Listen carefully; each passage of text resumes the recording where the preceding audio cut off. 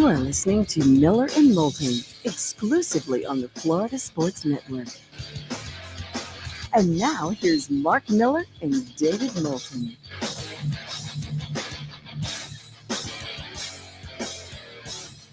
Top of the morning to you. How the heck are you? Miller and Moulton Hump Day edition. 10 days away from the big fella making his return. Hope your week is going well. Thanks for spending part of it with us. Miller and Moulton. Florida Sports Network, the Florida Sports Network. Top of the morning to the folks in the Tampa-St. Pete area and those in Naples-Fort Myers, and coming soon to various places around the state. Mark, how are you? Good. Big day yesterday. Had to meet with the brass. I mean, you did. Felipe showed up dressed in his finest for the meeting with the owners of the company. Right. Wore a hat. Right. Showed up late. Late in a hat. Yep. Well, Felipe, did you? I didn't ask you at all on the ride home, because Felipe had to give me a ride home because I've had car issues for a while. Right. And we had a nice conversation on the way home. Didn't talk about anything too heavy. Talked about some of the things with his job that I think he would like. And so far, because he did one of them this morning, like, sometimes you can't give the employee like the hard bop, bop, bop. You got to say, hey, what if you did this? Because deep down, this is something they would like to do. Right. The soft sell. Right. Encouragement. And there's some fun parts of this job that I think once he gets, he'll like even more. If you say maybe. So. Right. I don't know. So that's the route that we went. I mean, the hour of the day that you're asking him to do it is a big drawback. Correct. But I've been hitting him up with text during NBA games to try to soft sell even harder. Wow. Look at you. But I did not bring up, Felipe, and I was waiting. In all honesty, I was waiting until this morning to bring it up. Shorts, T-shirt, and a hat to meet with one of the owners of the company. Did you know you were meeting with the other owner of the company? Look, I wore exactly what I wore for the show. I went home, I took a huge nap, and then I woke up about 30 minutes before lunch, and then I got there 2 minutes late. 8. 8? 8. 12:08 is what I had on my phone when you sat down. Oh. I parked 2 minutes late. Now, let me just ask you, and this is something I've got to know. And this is an interview right off the stop, because I'm not going to do this the way I would do it if I were talking to my son, who's around the same age as Felipe, because I would have a much different tone. I'm doing this as an interview. Felipe, do you think being the last person at a 5-person meeting when you're the newest employee is cool? No, but I didn't know, because we were going back and forth between 12 and 12:30. I knew that would come up. We did do that. Right. Yes. Right. And okay. And that is all accurate information, incredibly accurate information. Let me get to some of those texts that we have from yesterday, because at 11:27, the boss sent, and I quote, "We are both on track to make it noon, boys. See you soon." Did you get that text? He did. He was sleeping. All right. That's the problem. He woke up in a fog, and let's face it, he didn't move very fast. No. But the hat. Oh, yeah. The hat, and when out of the two of us, I have backed Philly more to the bosses than you have. No doubt about it. I've taken him out, had him in my home. I know. No, helped him with a project. You guys are buddies. And he shows up in a T-shirt right. and a hat. Yep. Okay. That's right. I don't know if I've ever felt less of myself for promoting someone in my life than I did yesterday. I can't give him a hard time. I was the one who told him before I left, listen, you really don't have to go to these things. I mean, you're hardly ever going to be called upon to talk. Correct. We can relay all the information to you. And I literally said, if you want to go home and go to sleep, let me know, and I'll just say you're not coming. David, I've told this story before, but when I was a young broadcaster, I was in Milwaukee, Wisconsin, after an Atlanta Knights-Milwaukee Admirals game. Boy. The Atlanta Knights, by the way, at that time, the AAA affiliate of the Tampa Bay Lightning. I was with Gene Ubriaco, our head coach, Joe Bacchino, our assistant coach, and Tony Esposito. Sounds more like a mob hit than 3 hockey coaches. Right. And then my broadcast partner, Kenny Double, and our general manager, Richard Adler. You know what I was told before that meeting? Don't talk. Don't say anything. Just sit and listen. If we ask you something, you can talk. You know what I didn't have on? A hat. Times have changed, Mark. Times have It's a changed. bad hair day. So Time to give the phone numbers out. Right. So we had a meeting with the bosses yesterday, and we're on the air today. So in our world, that's a That's a positive. great, Right. that is a great meeting. Because we've had meetings with the bosses where we weren't on the air the next day. So, take it for what it's worth. So I want to go a place where we don't normally go. Uh-oh. No. Okay. I think people are a little tired. It's never been as in sports since we've come back than it really is right now. well, there's no doubt. I mean, our third act here is only about 9 weeks old, and COVID is as prominent now as it's been during those 9 weeks, and will probably get more prominent between now and New Year's Day. Seems logical. I mean, that's It is the cold and flu season. well, and also Thanksgiving holiday and a lot more traveling and all that. So Just an opportunity to throw a line from Stripes in, David. That's all it really was. I understand. I understand. Some people would get it, some wouldn't. Like Felipe has no idea No. what you're talking about. So, that's why I just kept moving on. Good for you. Those of a certain age got it and said, hey, that's cute. Witty repartee. So we're going to talk NBA for a little bit. And I have, over the last 24 hours, I've been a little torn about this Steph Curry celebration because I don't think becoming the all-time three-point shooter is one of those records that you go cuckoo for Cocoa Puffs over. Right. But I will say the part of this celebration that I like is that he is a player worth celebrating. He has been a transformative player in the history of the league. He's the most important non-big man to ever play the game not named Michael Jordan. It's a big statement. I'll stand by it. I'll leave that statement out there for days for anybody to dispute. And I think I'm going to win. And I'm not trying to be, I win, you win. It doesn't matter to me. But the big man, the Wilts, the Kareems transformed the game. Even Shaq, to a certain regard, the way he could run, the way the young Shaq ran the floor. Then Michael. And I mean, Magic, obviously a big point guard. But Steph did more to change the game than anybody not named Michael Jordan that wasn't a big man. They put rules in for big men. They put, they changed the three-point lane. They changed goaltending. They changed lots of rules regarding the big man. And that was just Wilt. Right. And with Steph, they've actually now talked about lengthening the three-point line, that it's too short. So when you can find me a player that they want to change rules because of, and not James Harden jumping into somebody so we call a foul rules. They want to add a 4-pointer. They've A 4-pointer. They don't want to add. They've talked about it. Yeah, it's not- I mean, what they really want to do is they want to widen the court. All right. But they know, the obvious that will take away a row or two of seats, and that's the most expensive seats. And so they're not going to do it. Hockey wanted to do this years ago. Hockey knew to help their game. They would have loved to have gone to the international ice. It's 15 feet wider, I believe. It's 200 by 100 as opposed to 200 by 85. Do you know what those seats, what they pay, particularly in a league that needs ticket revenue? And the NBA doesn't need ticket revenue the way that the NHL does, but you are talking about taking 2 rows of the most expensive seats away. You know what the cheapest tickets were to that game last night? Oh, at the Garden? I don't think you could get in for under $1,000. Well, nosebleeds. Okay, 600? $408. I'm surprised in New York, the basketball crazy town that is. That shows you that COVID's out there, because if it wasn't for, in New York where they've been more locked down, honestly, when you said nosebleeds, I still thought 1,000, because Madison Square Garden in New York City is the basketball mecca of the planet. It's the center of the world in basketball. You're damn right it is. That and Harlem. So at first, I'm like, man, this is not.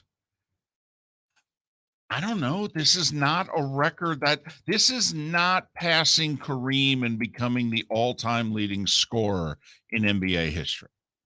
I mean, when LeBron does that, that's a BFD. I mean, that to me is worthy of this kind of attention and celebration when that happens. But the more I've thought about it, maybe it's just a combination of one, everybody likes him. He's never worn the black hat. Really? No, really? There's four. Now, hold on a second. And first off, just chill out. Let us do our thing. But secondly, four people who don't like Steph Curry? Yeah. Four? Really? Well, then those people are idiots. No, it's not that they don't like Steph No. That's what I said. Don't jump in unless you're listening to what I say. They don't like the Warriors. Well, that's not. Felipe, you got to listen to what the question is, okay? Okay, yes. Do me a favor. Sit the rest of the segment out. It's like the Patriots and Brady, all right? People hated the Patriots. They didn't hate Brady. Not the way they hate the Patriots, not the way they hate Belichick. And the only reason people hated the Warriors when Kevin Durant went there. That had nothing to do with Steph Curry. That had to do with Kevin Durant joining a team that had already won the championship. Right. They held it against Durant. They maybe rooted against the Warriors. They still liked watching Steph. He's just immensely popular. Whether it's his size, his smile, his style of play. Where he went to college. I mean, even though his parents played, the kid went to Davidson College. Right. So, and David, another thing to add on to, because you and I do pay attention to TV numbers and TV styles and things of that nature.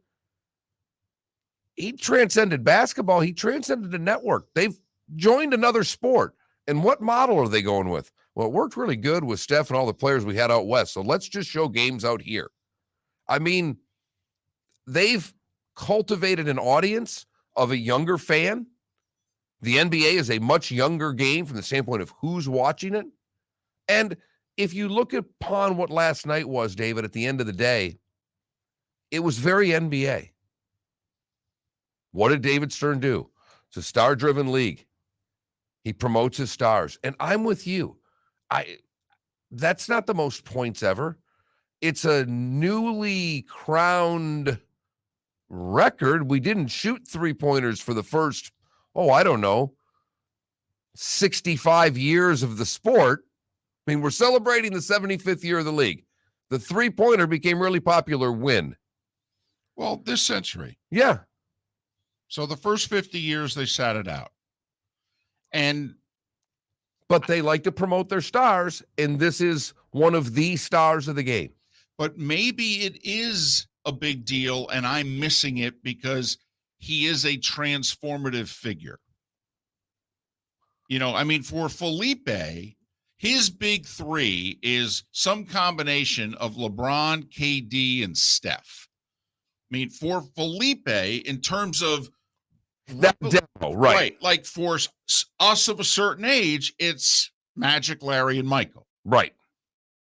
Okay. And Kobe and D Wade and Shaq fall in between those eras. But for his life, this is one of those guys. And I don't know. See, to me, I'm so stunned. I'm so stunned you said it because last night after the game, watching the post game, and I happened to watch the whole game because it was mildly entertaining. And they had Ray Allen there, obviously. Mm-hmm. And Reggie's doing the game. Right, which was perfect. Which was, it was really a post-game celebration. I mean, it was strange because the group of Shaq and Chuck and those guys have taken on some play, they've kind of gotten back and forth with players. It was all fun. Steph was clowning with them. I mean, I think the bottom line, he's really, really good.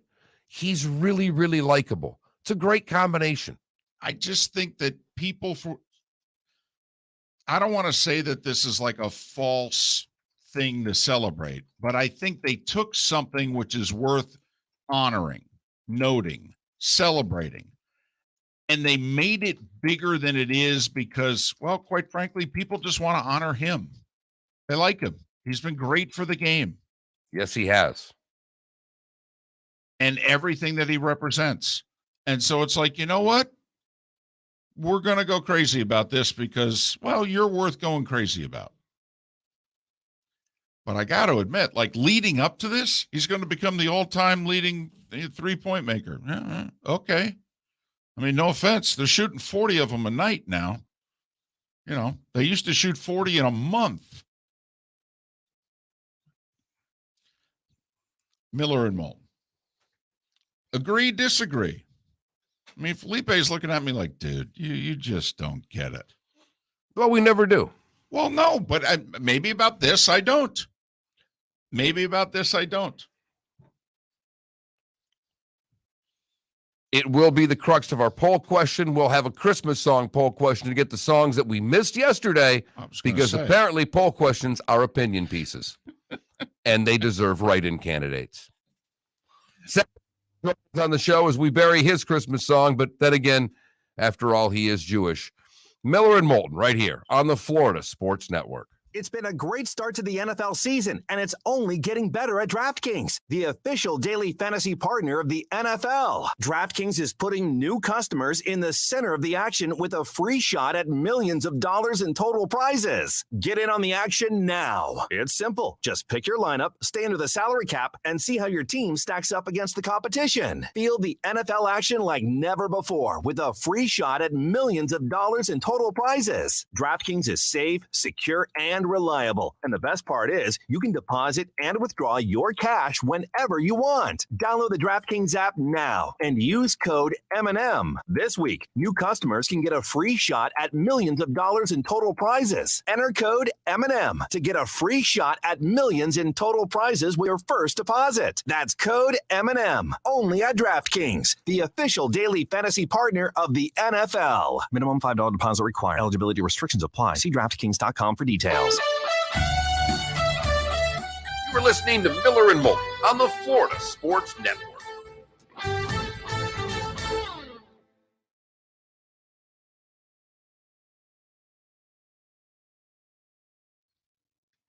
Here was my only thing, okay? And I'm very drop fucking dead serious with what I'm about to say to you right now. We're trying to set up something. You can't puncture our premise 8 seconds in. Let us lay it out. You want to then come in at the end of it or the next segment and go, if I could just throw out an opposing view. But you can't do that. You just cannot do that. And that's at the Even end of the day. If I'm wrong, you can't do it. That's at the end of the day. The bottom line is it's our names on the show. That's just as simple as that. It's not being a jerk. It's just what it is. And particularly in the open, because the open set up to establish what we're trying to do the whole show. So that's why I got annoyed with you for the first time. Can you turn my computer on for a second? I can do that through here. So I can play out of this. Oh, yeah, my bad. Sorry. This guy's writing his own songs. I thought this was reasonably funny. Is this the guy This is the guy who did a Tua Christmas song. So much so that I want to DM him and ask him if I can play it, but I don't know if he sings loud enough to put it over air. No arm strength, they told me. Bum. He dinks and dunks his way. Bum. He is not the one. Bum. I say you haters are dumb.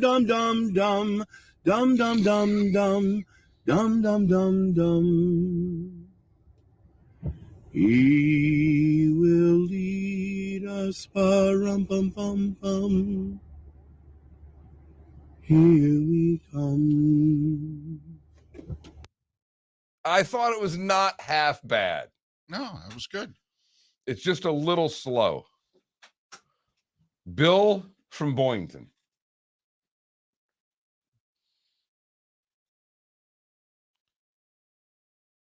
Felipe, your generation, whether you personally or your generation, Steph, LeBron, KD, that Kobe and Shaq were just before you.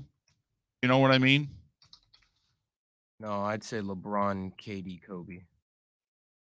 I take Kobe over Steph. Kobe plays defense. Not that you'll take no, over. no. No. The players of your generation. But right. I think I would include Kobe in my generation. He won a championship in 2010 and 2009. And he won an MVP in 2008. Right. Okay. I mean, you were 8, but okay. It's on the cusp. I get what you're saying. Right. But I get that because Magic came into the league. Now I started watching Magic at State when I was 8 and 9, and he was my guy. So I do kind of hero standpoint, but like Steph Curry, in my because So you don't like Steph Curry? No, I hate the Warriors. But here's the thing: the point Heat thing. The point that I was trying to get at is that when Steph Curry blew 3-1 lead in the NBA Finals, he didn't and blow then they 3-1 lead. Or the Warriors blew 3-1 lead in the NBA go. Finals. The fact that they got Steph Curry or Kevin Durant after kind of had a lot of people feeling sour about the Warriors in general, and the fact that like, oh, Steph Curry needs this to win all this, and obviously you get that kind of talent and you're that good, you want to be cocky about it, but they were very cocky. Can I ask a question? How come it was okay for Wade to get LeBron and Bosh, but it's not okay? It's complete. I think it's two completely different situations. Yeah, the Heat were an 8th seed, and we're 44. No, whatever. but I'm just saying that D Wade, who won a title, by the way. And went to 2 finals, won 1, just like Curry went to 2 finals and won 1. They added Durant. The Heat added LeBron and Bosh. Right. Okay. And Ray Allen. They added LeBron and Bosh to what? Michael Beasley? No, I understand. No. It's not the same thing, but it said, I find it interesting that you completely dismiss the one because they're your team. I mean, no offense. They were second after Boston in terms of assembling a big.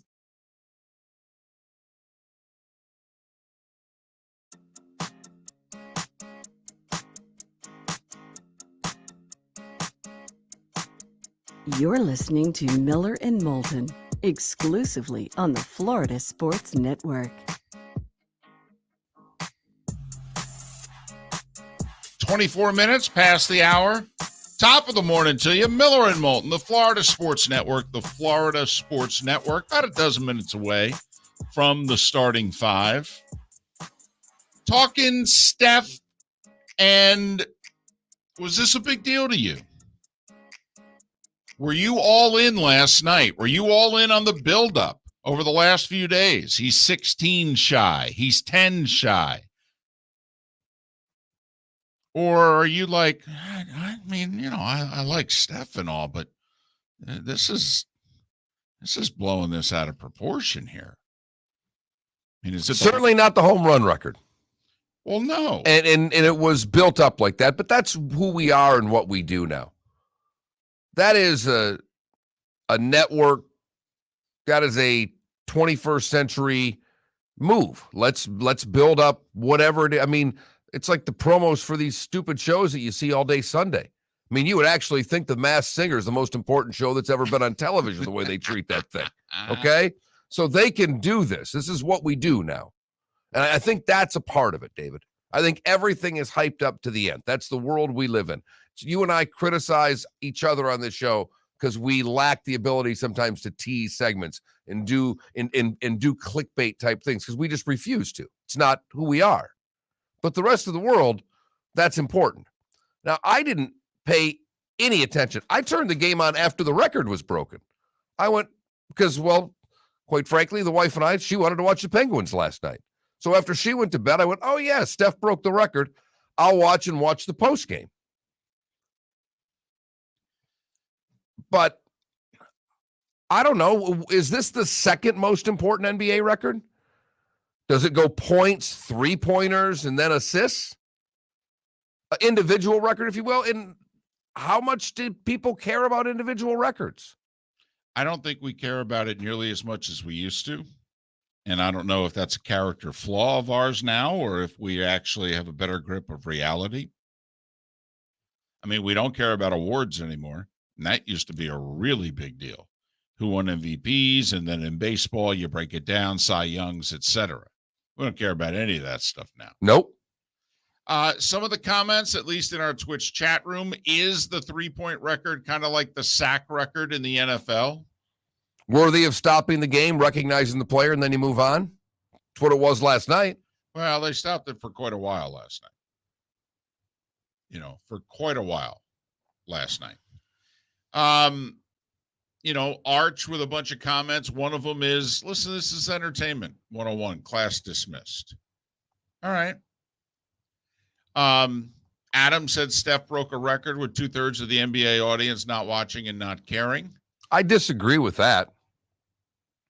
Maybe 2/3 of the sports audience, but I think that game will do a decent regular season number for NBA.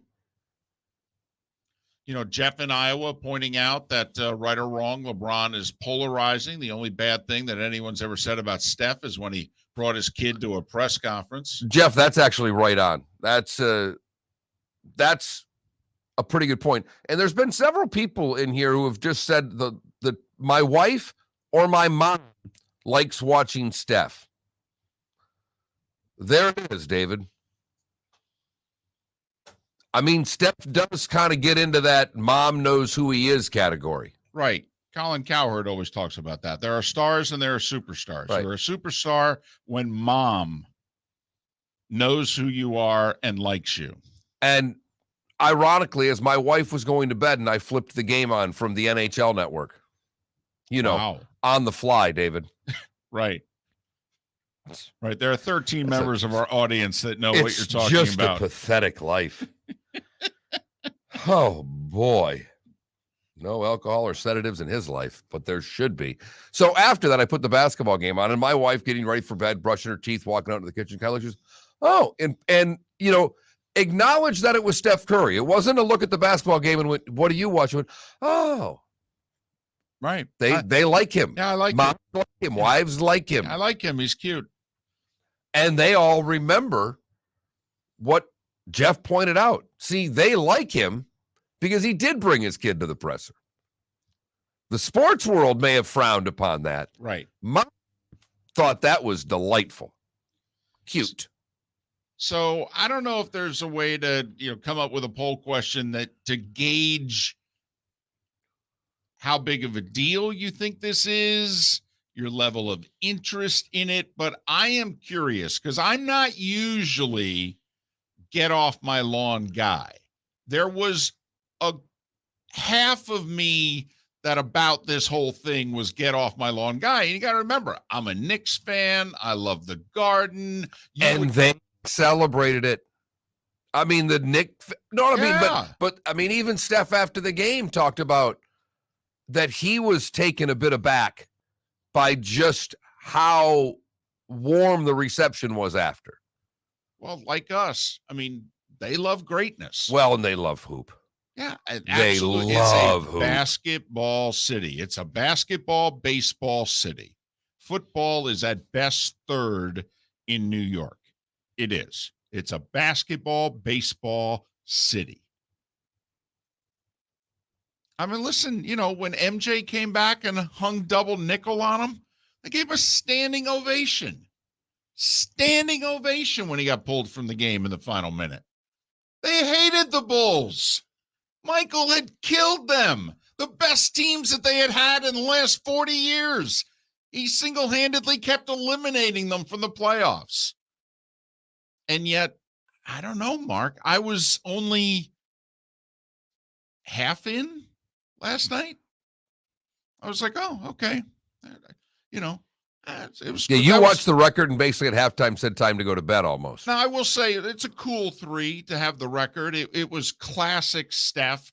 It was catch, and release, incredible quick release. It's like Marino when he threw the ball. Nobody threw the ball like Dan except maybe for Namath. Nobody shoots like Curry. Nothing but net. I mean, it was cool. Well, and that is the one thing that Steph transcended in a lot of ways, but from a basketball standpoint, the ability to shoot off the dribble, to shoot off the pass, he scores the three more different ways than anyone else has. A lot of guys were, Ray Allen was mostly set, catch, shoot. Mm-hmm. Steph can do that. Steph can take it off the dribble and step back and shoot threes. I mean, he does things from beyond the arc that we've never seen anything like. No, he changed a sport. And now players at all levels are trying to play like him. He is a transformative figure. I could argue, along with Wilt and Michael, one of the three biggest figures in the history of the game. But I just felt as if this was almost not made up, but all right, this is decent. You know what? Let's just celebrate Steph. While we get a chance, he's still playing. Okay. And he's still good. That's the other thing. Right. He's still on top of his game. I mean, he had an MVP season last year. And this year he's arguably playing better and Right. averaging more threes per game. And they're back to being the best team in the league again, arguably. Oh, yeah. He's going to get a sidekick back at some point, too, when Clay comes back, and then look out. And I think, is he 33? Right. I mean, he's not young. No. And he's playing a young man's game and crushing it. So, I don't know. Maybe I just need to have a long talk with myself. But have you been for a walk lately? When's the last walk you went on? You know what? Maybe during the commercial break I will, before the starting five. I'll go for a walk. When I come back, the starting five is next. Miller and Moulton, the Florida Sports Network. Mark Miller for Orange Whip Golf and Fitness Power Peel at Home Training System. This complete body and swing trainer uses resistance band connection system to fix bad habits and ingrain a more consistent, powerful swing. The Power Peel system is powered by functional golf swing training technology. It trains both your swing and body at the same time. Simply make a few prescribed resistant band connections, and in a few steps on the peel, you'll swing better, feel better, and play better. Use it before your round of warm-up, as your daily fitness routine, or anytime you want to feel and train the swing you've always wanted. Pair the Power Peel with the Orange Whip Golf and Fitness at Home training technology, available with a monthly membership, and maximize your results with Golf Fitness X coach-led programs that take less than 20 minutes a day. Buy the Power Peel training bundle now for 4 interest-free payments of $115 by going to orangewhipgolf.com and use code Miller10. That's code Miller10 to save $45. Go to orangewhipgolf.com and use code Miller10 to save $45 and play better golf. Go to orangewhipgolf.com. You are listening to Miller and Moulton on the Florida Sports Network.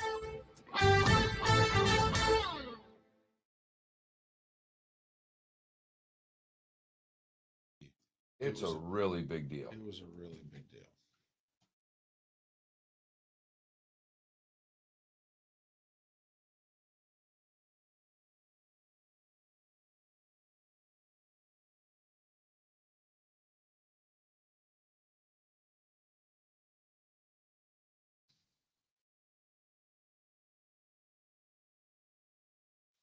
You know what I do think Philly is cool, though, is Steve Kerr is the best three-point shooter in the history of the league, percentage-wise. Yeah.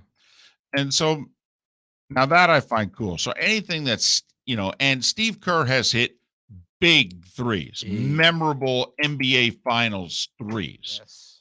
By the way, another thing I found cool was that Steve Kerr was a player the night that Reggie passed Dale Ellis on the all-time 3 points list, a broadcaster the night that Ray Allen passed it, and a coach that Steph Curry. 6 degrees of Steve Kerr here. There you go. All right, really big deal. That's nice. Don't care. I think the reason why you didn't find it, All right, it's because it was so early. Philly, here's the question. I want you to listen to this because I don't care what your answer is. I want you to tell me if you think that this question's worthy, because I think the answer that you're going to hate the most is going to win overwhelmingly. Steph Curry broke the all-time three-point field goal record last night. Where does that rank to you? And the choices are really big deal, that's nice, don't care. Is that a fair question? Yeah. I mean, Don't Care is going to get over 50% of the vote, right? It's sports history. Which, by the way, I want to ask you something. What's a better individual accomplishment, the 3-point record or averaging a triple-double in a season?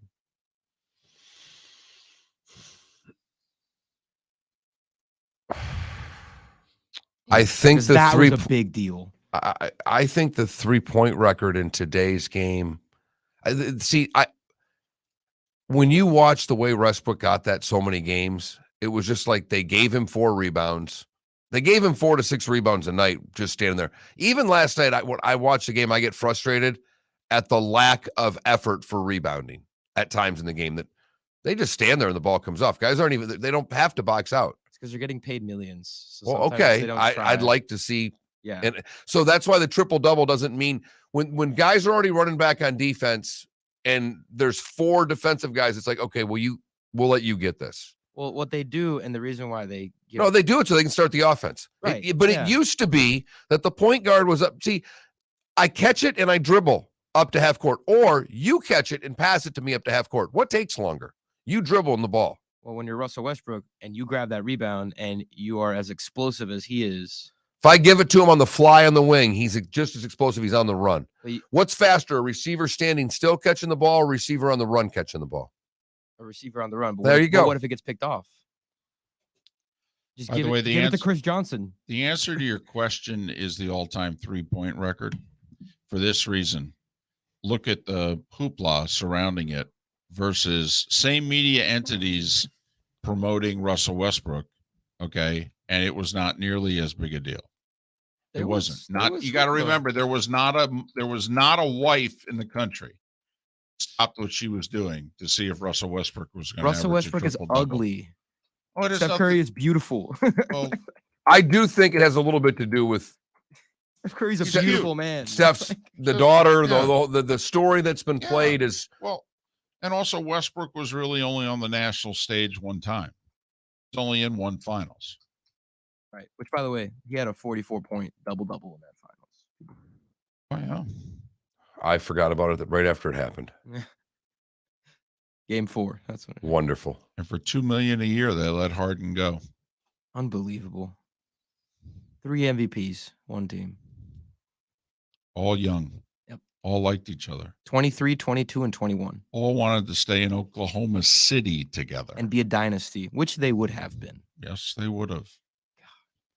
The what ifs. $2 million a year.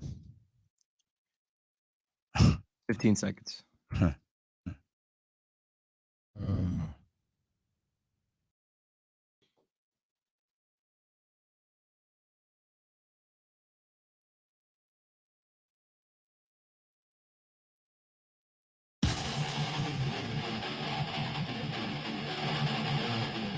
You're listening to Miller and Moulton, exclusively on the Florida Sports Network.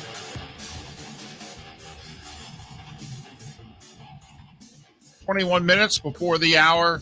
Thanks for being with us. Hump Day edition, 15th of December. Miller and Moulton, the Florida Sports Network, the Florida Sports Network. Watch us every weekday morning, 6 to 10 a.m. Miller and Moulton, twitch.tv/Miller and Moulton. You can subscribe. You can follow.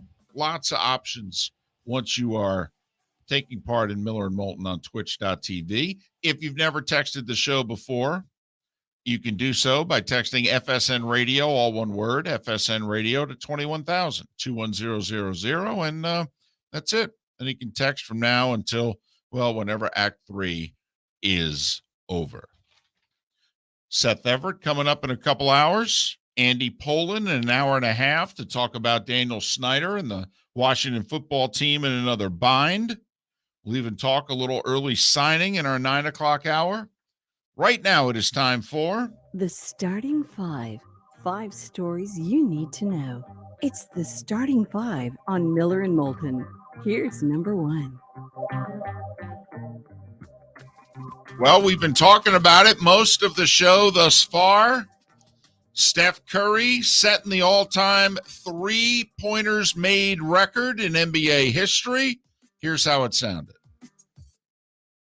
Guarding it from the start, Wiggins again. Here's Curry for the record. It's good! And there it is! all-time three-point king in the NBA.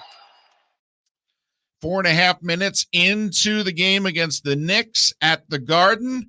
Warriors came from behind second half, beat the Knicks by 9. Curry made 5 threes on the night. Warriors had the best record in the league at 23-5. And here's some of what he had to say afterwards.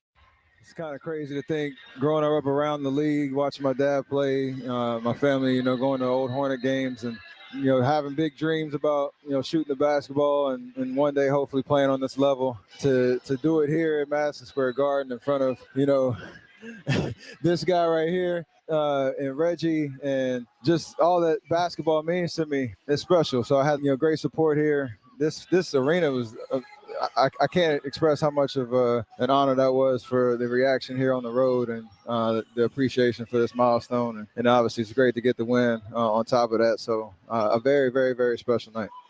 Reggie Miller calling the game on TNT. He had the record until Ray Allen broke it. Ray Allen was in attendance to watch now Steph have the all-time record.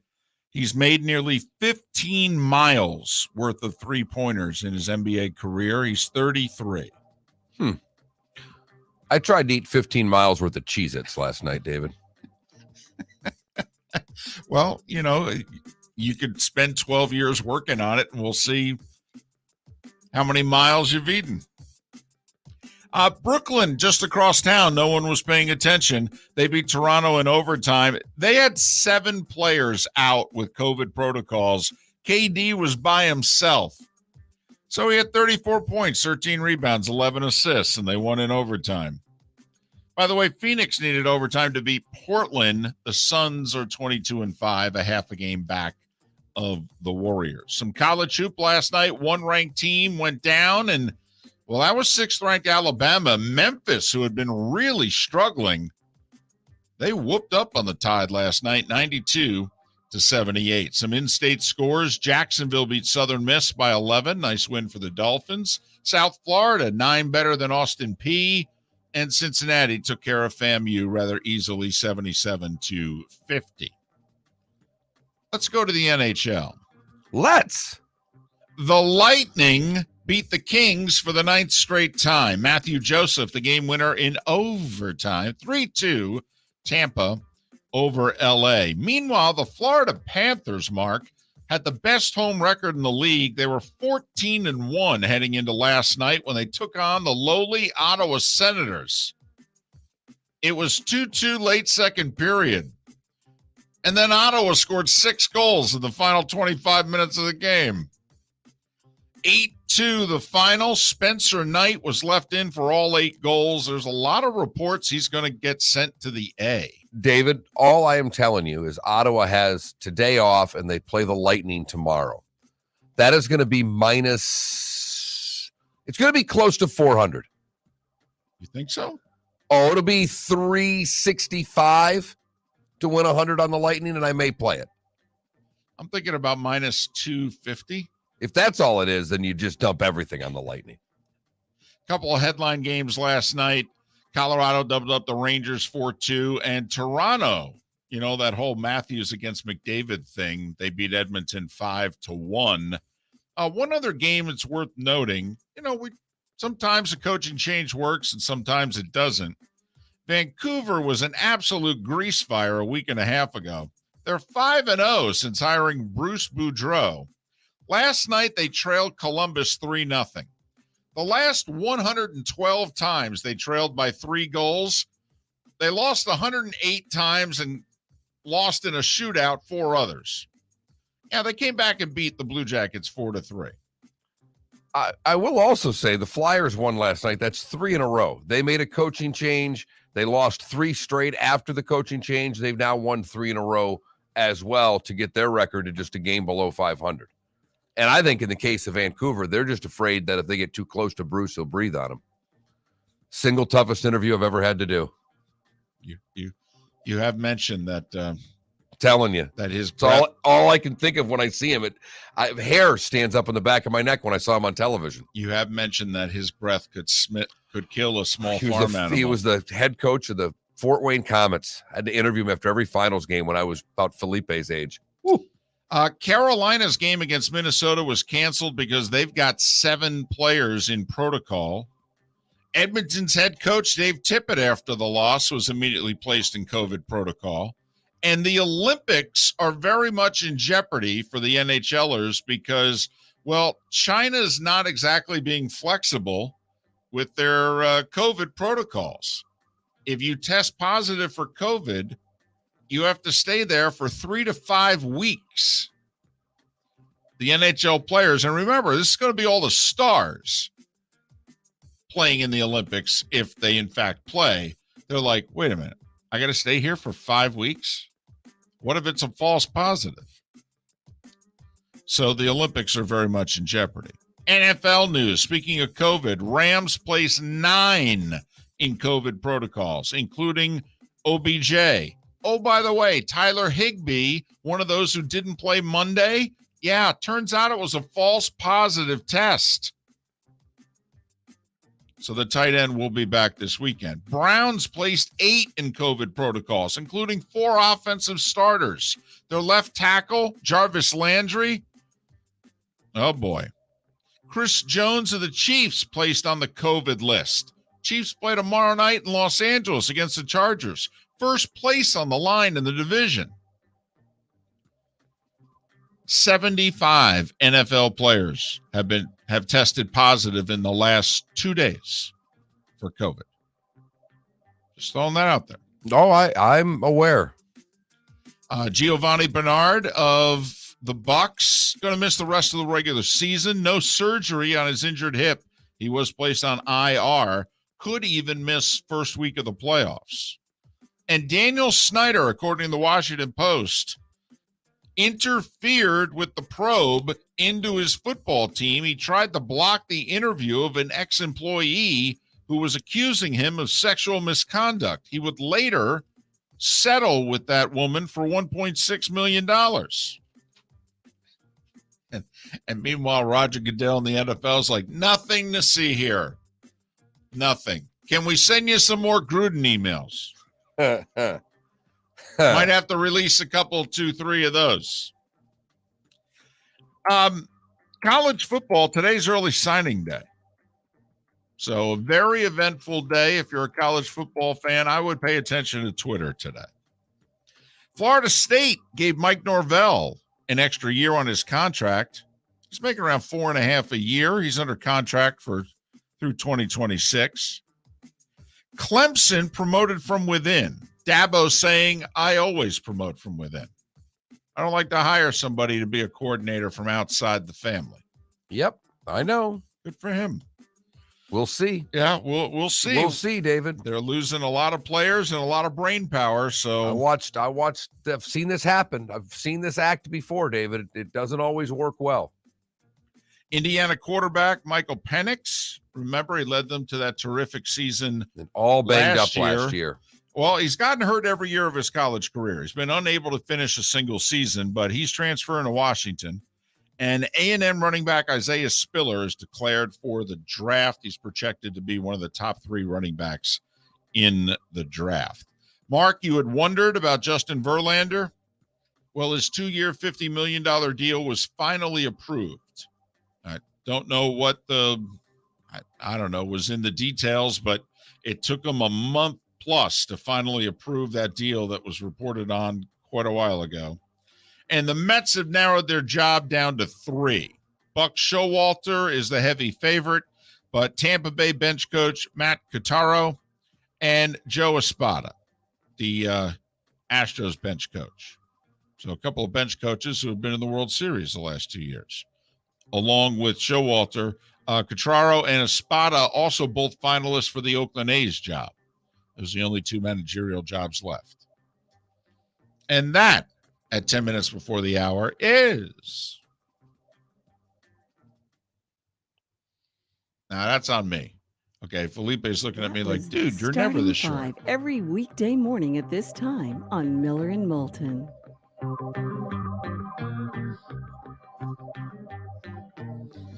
Yinzer points out in our Twitch chat room. Unfortunately, the Steelers also promote from within, and it's not working anymore. Well, the Steeler fan needs to just calm down just a touch. I know. The last 50 years have been so rough. A lot of adversity. You're going to go 8-8-1 this year to not be beneath 500 again. It's been really hard, though. It's like a Packers fan the last 30 years. There's been so much adversity. It's been really tough. It's a dadgum good point you make, David. So when you finally move on to Jordan Love there and you're going to have a couple of mediocre seasons, whatever you do, don't complain. I'm trying to, I've kind of figured out what the length of time is, though, David, because I've now become, being a Detroit sports fan, I've become annoyed. Like, it's long enough. It's like, all right, could one of the teams that I root for, it's why the football team from Michigan State this year was such a pleasant surprise, because it seemed as if everything was going to be bad. That's why you and I, we look at the Pittsburgh fan and the Green Bay fan, go, really? You went through a lot of years with your New York team struggling. And like you say, you're playing with house money with the Giants. You've gotten 2 with your teams. But we do sometimes want to pat certain fan bases on the head and go, now, easy there. It's why the Bucs fan base is enjoying this so. Because if there was a city that was picked on more than Tampa for a longer time, well, it was probably Cleveland. But you get the point. And right now, the whole Tampa Bay thing is great because they were the worst NFL franchise. They were the worst franchise in all of professional sports based on winning percentage for 45 years. And Tom Brady said, you folks could deserve a break. And you deserve a parade. And I'll get you another one because you're going to get one with your hockey team. Right. And another one with your hockey team. Then I'm going to get you a football one. We're going to have parades. And we're going to make this really silly. We're going to drink. And we're going to try not to lose the trophy in Biscayne Bay. It is. Or wherever the heck yeah, we are. Be That's careful there. You're on the coast. Wow, that was it. Forget it. He's rolling. Well, I said we're going to get drunk. Right. Think about that. Just that little factoid. All of the success that Tom Brady had in New England, we never saw him drunk. No. One championship in Florida, and the man's lit like a Christmas tree. There you go. That's on Florida. That's how we roll. That's on Florida right there, folks. Now, it has been pointed out by a few people that it was me first, said that, if you expand the court or make the rink bigger, that, you don't lose the first 2 rows. We know. You lose 2 rows, however, in the lower tier. But you're right. I mean, obviously, you're still going to have a front row and a second row and what have you. I gotcha. But you are losing expensive seats. There are only so many seats that are in that lower bowl. Those are the highest priced seats. Right. But in theory, you have 2 less rows at the back end. I gotcha. So you're right. Technically, you're right. Made a mistake. Miller and Moulton. Our poll question, we've got 2 of them, right? Oh, they're up. They are up, David. We've got Best Christmas Song Part 2. And then the Steph Curry question. He broke the all-time 3-point record. Where does it rank to you? Really big deal? That's nice. Or you don't care? Bring your big mouth to John Smith Subs and indulge in their overstuffed subs with the freshest quality ingredients. Enjoy our famous steak bomb with perfectly grilled marinated sirloin steak topped with provolone cheese, grilled onions, peppers, mushrooms, crispy bacon, juicy tomatoes, and creamy mayo. Boom! Made-to-order crispy fries can be paired with the Gator, the Cuban, the chicken bomb, or the Italian. Love local. Eat delicious with John Smith Subs. Find a John Smith Subs location near you today. The Firestone Grand Prix of St. Petersburg, presented by RP Funding, roars through the streets of beautiful downtown St. Petersburg, February 25th to the 27th. 3-day tickets are on sale now at gpstpete.com. It's fast, fun, family entertainment jam-packed into 3 days. The weekend is highlighted by the NTT IndyCar Series race taking the green flag on Sunday afternoon. It all happens at the Firestone Grand Prix of St. Petersburg, presented by RP Funding, February 25th to the 27th. Visit gpstpete.com now to secure the best. It's been a great start to the NFL season, and it's only getting better at DraftKings, the official daily fantasy partner of the NFL. DraftKings is putting new new customers in the center of the action with a free shot at millions of dollars in total prizes. Get in on the action now. It's simple. Just pick your lineup, stay under the salary cap, and see how your team stacks up against the competition. Feel the NFL action like never before with a free shot at millions of dollars in total prizes. DraftKings is safe, secure, and reliable. And the best part is you can deposit and withdraw your cash whenever you want. Download the DraftKings app now and use code M&M. This week, new customers can get a free shot at millions of dollars in total prizes. Enter code M&M to get a free shot at millions in total prizes with your first deposit. That's code M&M. Only at DraftKings, the official daily fantasy partner of the NFL. Minimum $5 deposit required. Eligibility restrictions apply. See DraftKings.com for details. You were listening to Miller and Moulton on the Florida Sports Network.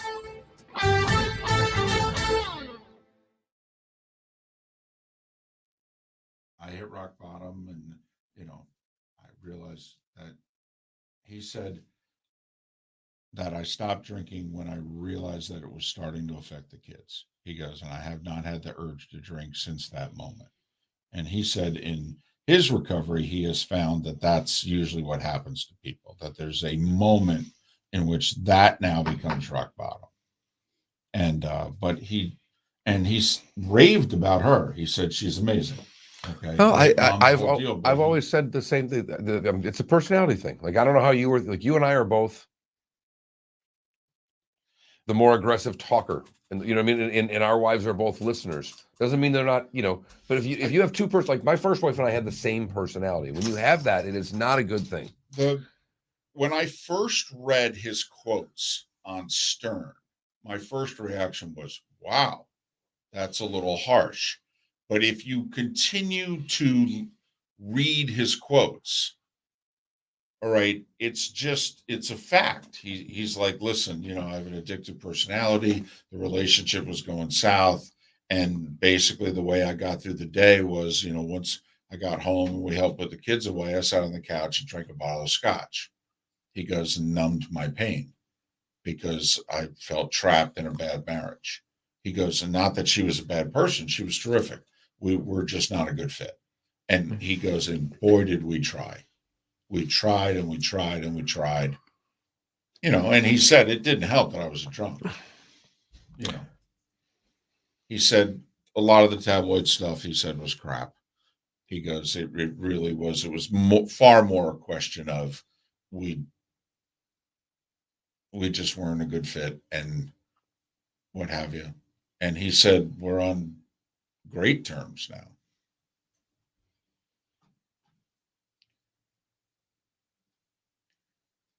He did say also, which I found interesting, he said,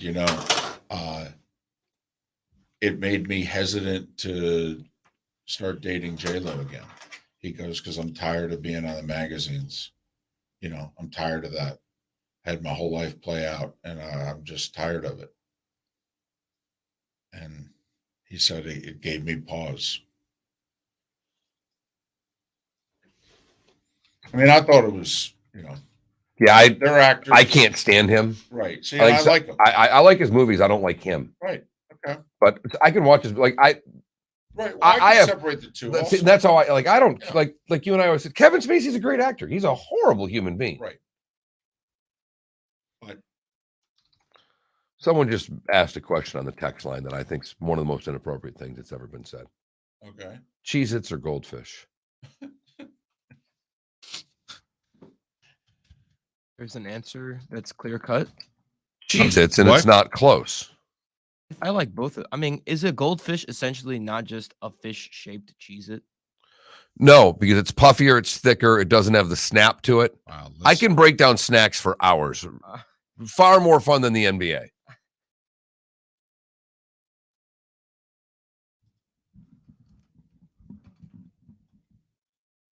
I love Cheez-Its, but don't sleep on goldfish. Regular goldfish or a certain flavor? Oh, that's right. There's certain Well, there's certain flavored Cheez-Its. Let's not start playing this game. I just asked it. It's a an Cheez-It. Innocent question. It's a Cheez-It. 20 seconds. It was an innocent question. It was intended to be an innocent A question. snack that smiles back. Goldfish. What's he doing? He's doing the jingle. They have one? The snack that smiles back goldfish. Wow.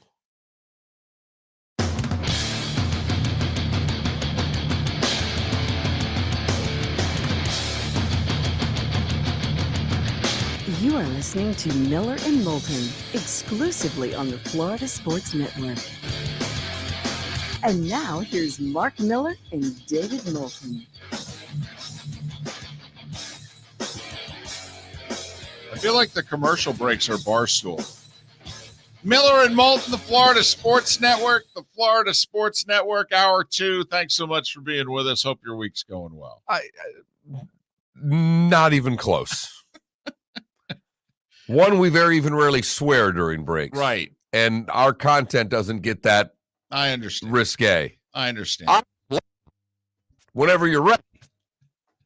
No, that's okay. That's what I figured. I just put it this way. It's Barstool compared to what we talk about. That I'll give you. When the red light's on. That is for certain, David. So you said to me literally less than a minute ago, I have to address this text. It's the most inappropriate question we've ever been asked. Unbelievable.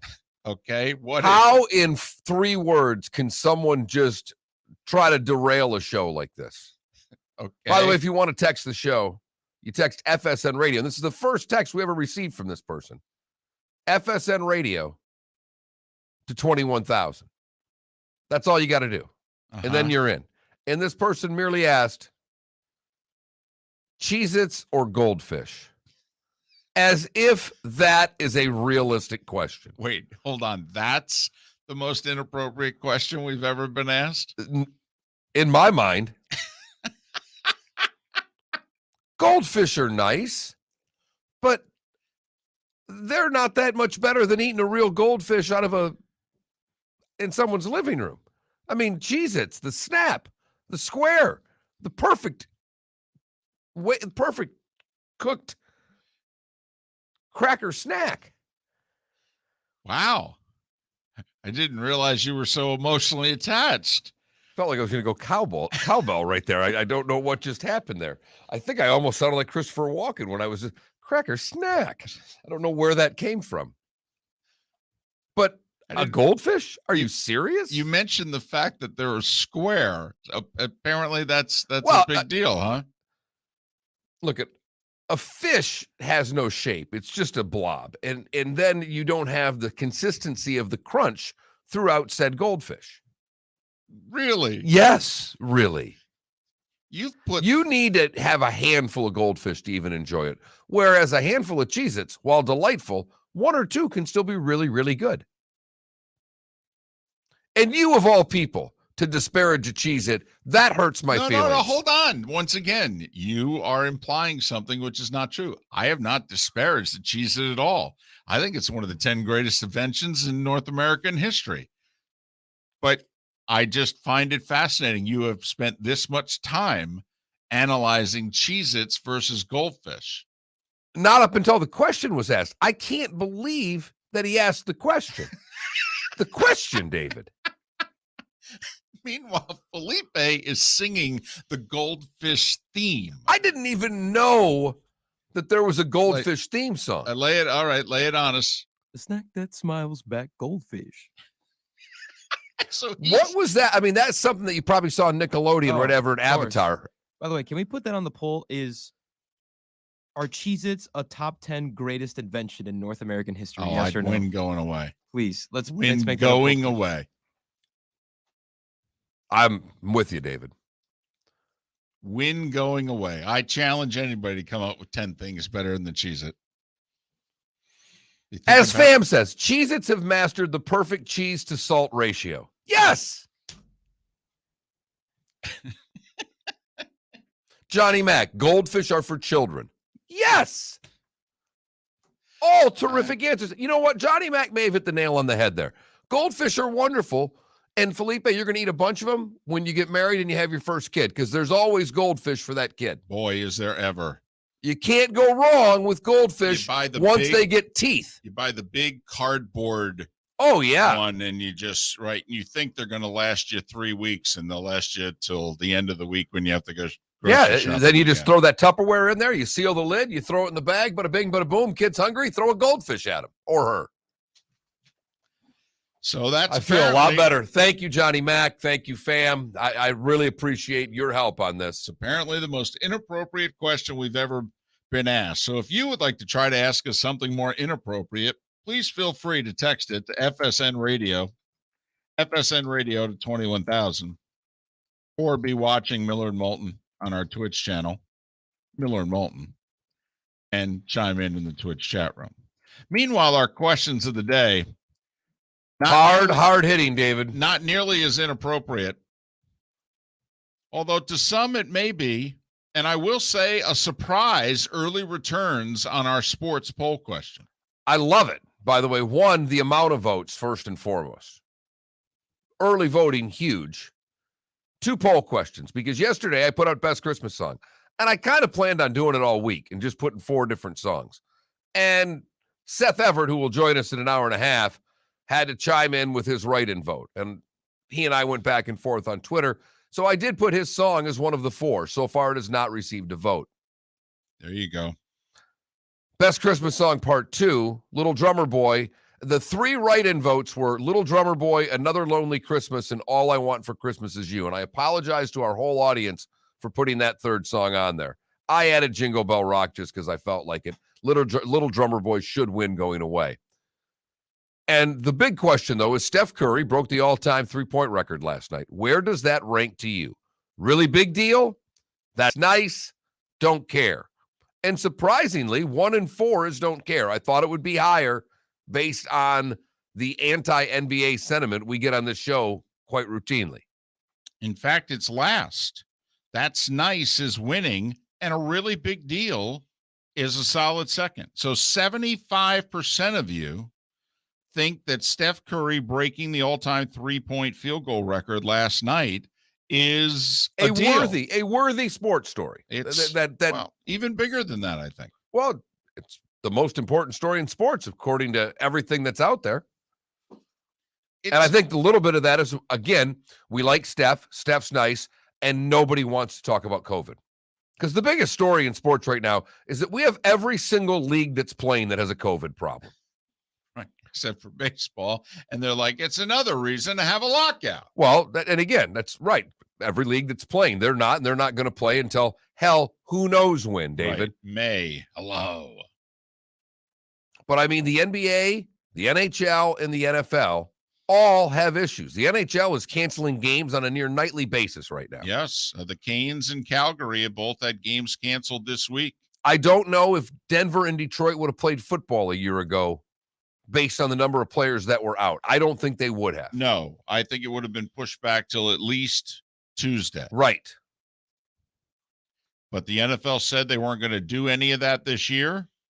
And, do the best you can. And if you can't field the team, you forfeit. And I get it. I totally get COVID fatigue.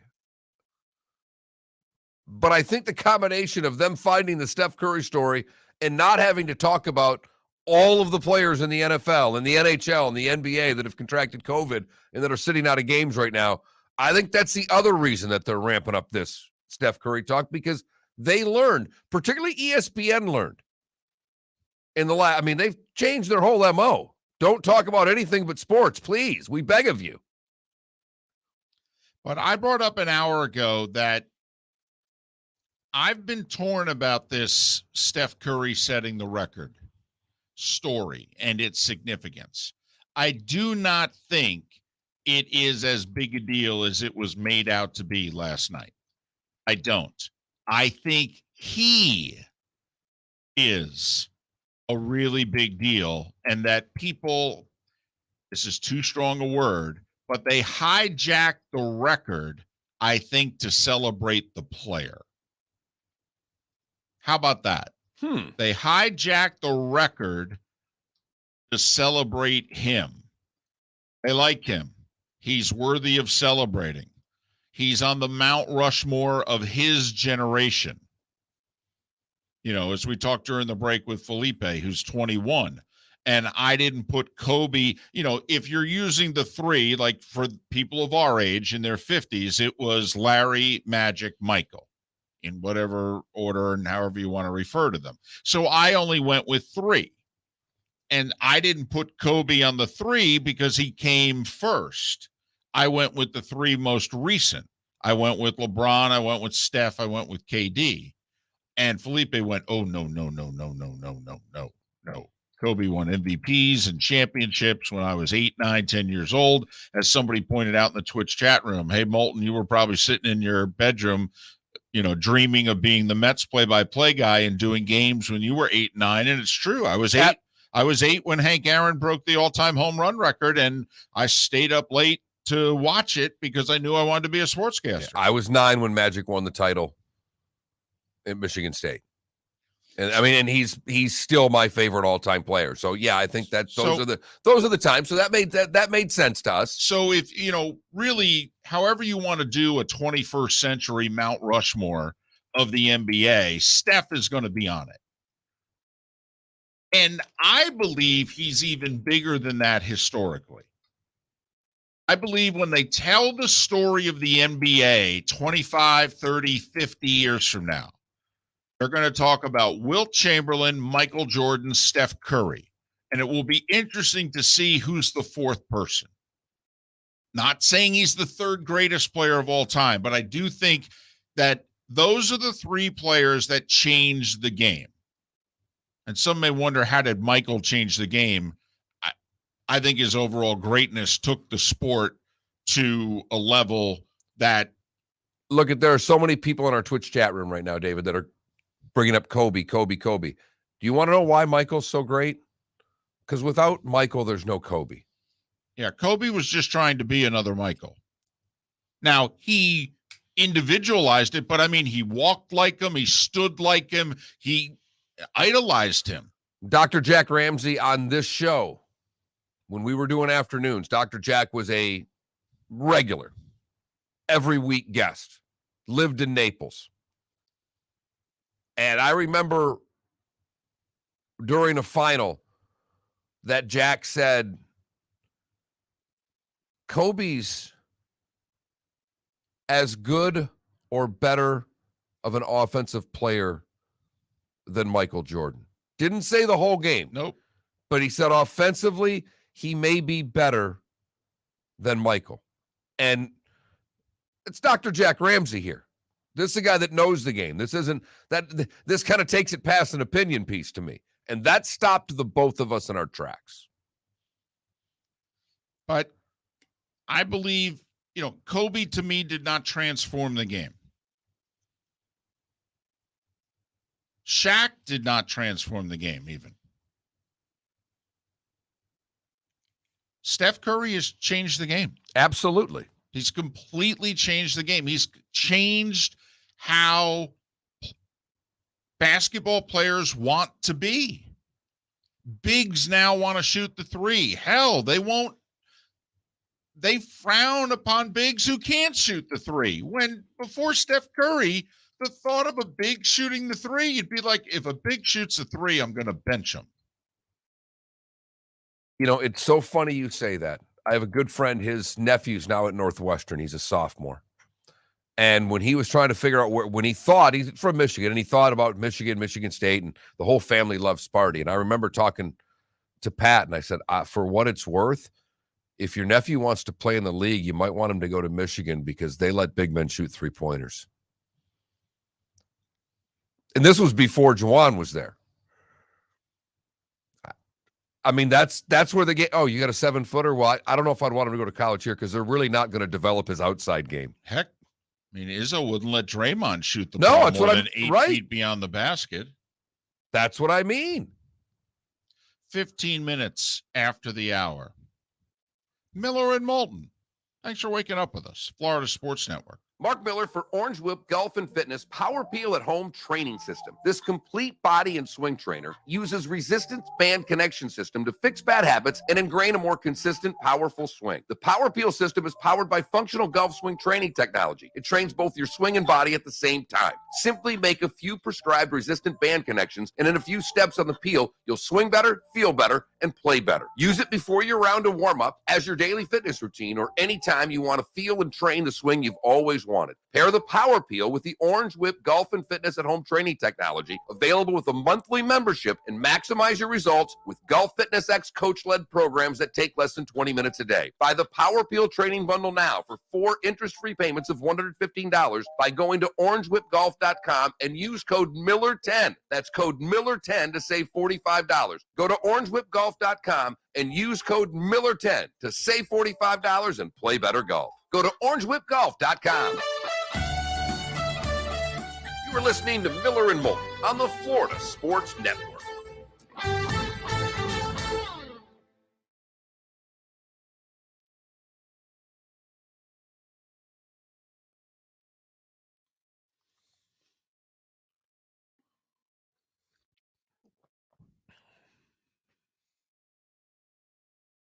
I couldn't find it.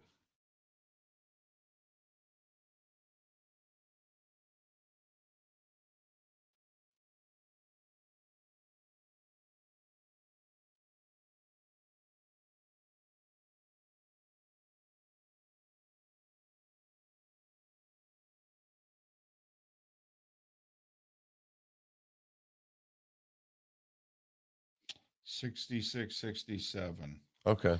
Foul limit dropped to 5 per quarter. It was 6, and only 1 penalty in the last 2 minutes. A 3-second violation.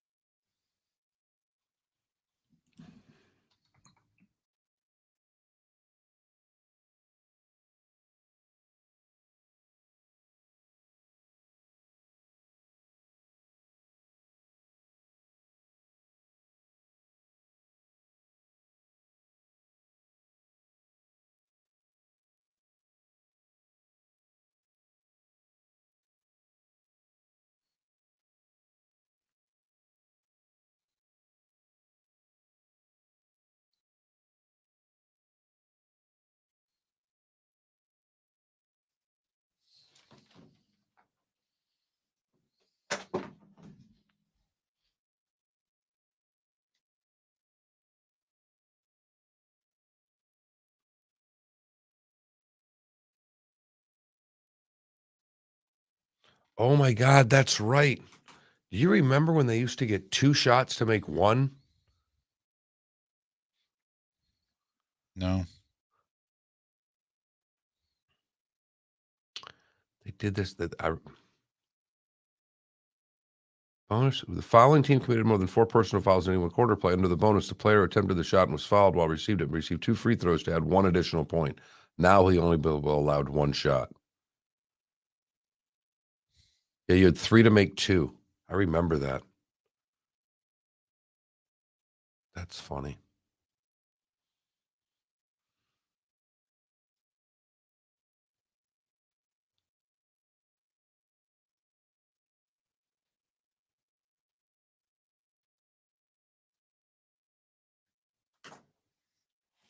Yeah, prior to the 81-82 season, they got rid of the 3 to make 2 situation.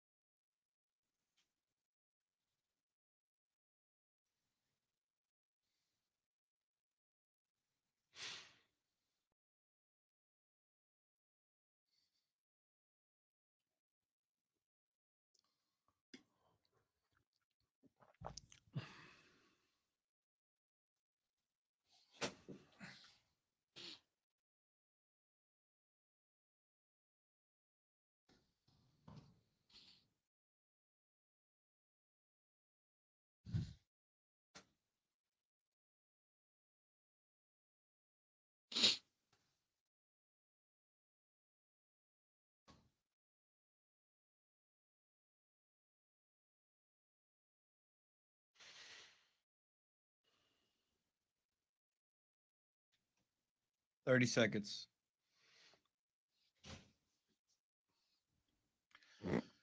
David, Mm-hmm. guy just texted the show.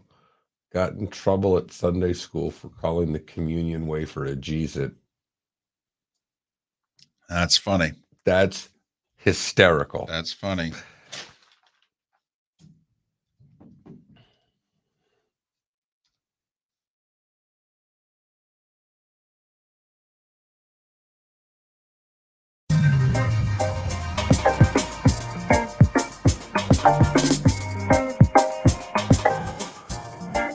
Welcome back to Miller and Moulton, only on the Florida Sports Network. Couple of poll questions to chew on. By the way, Andy Pollin at the top of the hour. We'll head to our nation's capital. Daniel Snyder, apparently in trouble again. I say apparently because, well, the NFL apparently doesn't care. But maybe you'll care about one or both of these poll questions. Steph Curry broke the all-time three-point field goal record last night. Where does that rank to you? Really big deal? That's nice. Don't care. That's nice. 40%. Really big deal and don't care. Both 30%. Heavy voting. Heavy voting. Early. I love it. Best Christmas song part 2. We had part 1 yesterday. Part 2 is basically Little Drummer Boy and then people chastising us via Twitter as to songs that we should have put in instead. Little Drummer Boy, Another Lonely Christmas, All I Want for Christmas Is You, Jingle Bell Rock. And I see your nominations on the text line, on Twitter, on Twitch. That's fine. I'm doing it all week. We're here all week. Right, smoke them if you got them. Did get this text. And again, you can text FSN Radio to 21,000 for your thoughts. Person says, Steph Curry is one of the best pure shooters of all time. I'm 53, so I wouldn't put him on my Mount Rushmore, but he is that good as a shooter. And also he says, Cheez-Its don't break like a potato chip. I think that's a pro Cheez-It vote for the record. I sense that it was, yes. Potato chips bigger, though. In theory, more taste. I said in theory, because they're bigger. Mr. Boot or Boutte in the Twitch chat room. Steph probably changed the game more than MJ. It's a big statement. Ooh. Keyword there is changed. Right. Keyword there is changed. Now, Michael is such a phenomenon. He changed the league. He changed society in America. He changed pop culture. But he thinks Steph, we're talking about the significance of the record from either insignificant to really big deal, but also talking about him, the player, in which I contend he's one of the 3 most transformative players in the history of the league. Wilt, Michael, Steph. Transformative is different than best. Correct. You're not trying to say he's one of the best. You're saying what he, and it's good luck arguing it. I said earlier in the show, I don't think there's any player, and David says more than, I think you're saying, I don't know if you're saying more than Michael, but as much, I said there's not anybody who is not a big man who's changed the game more other than MJ. And my argument would be, and, this is in Felipe's warehouse, like, I think LeBron's a better player than Steph. I think Steph is more transformative.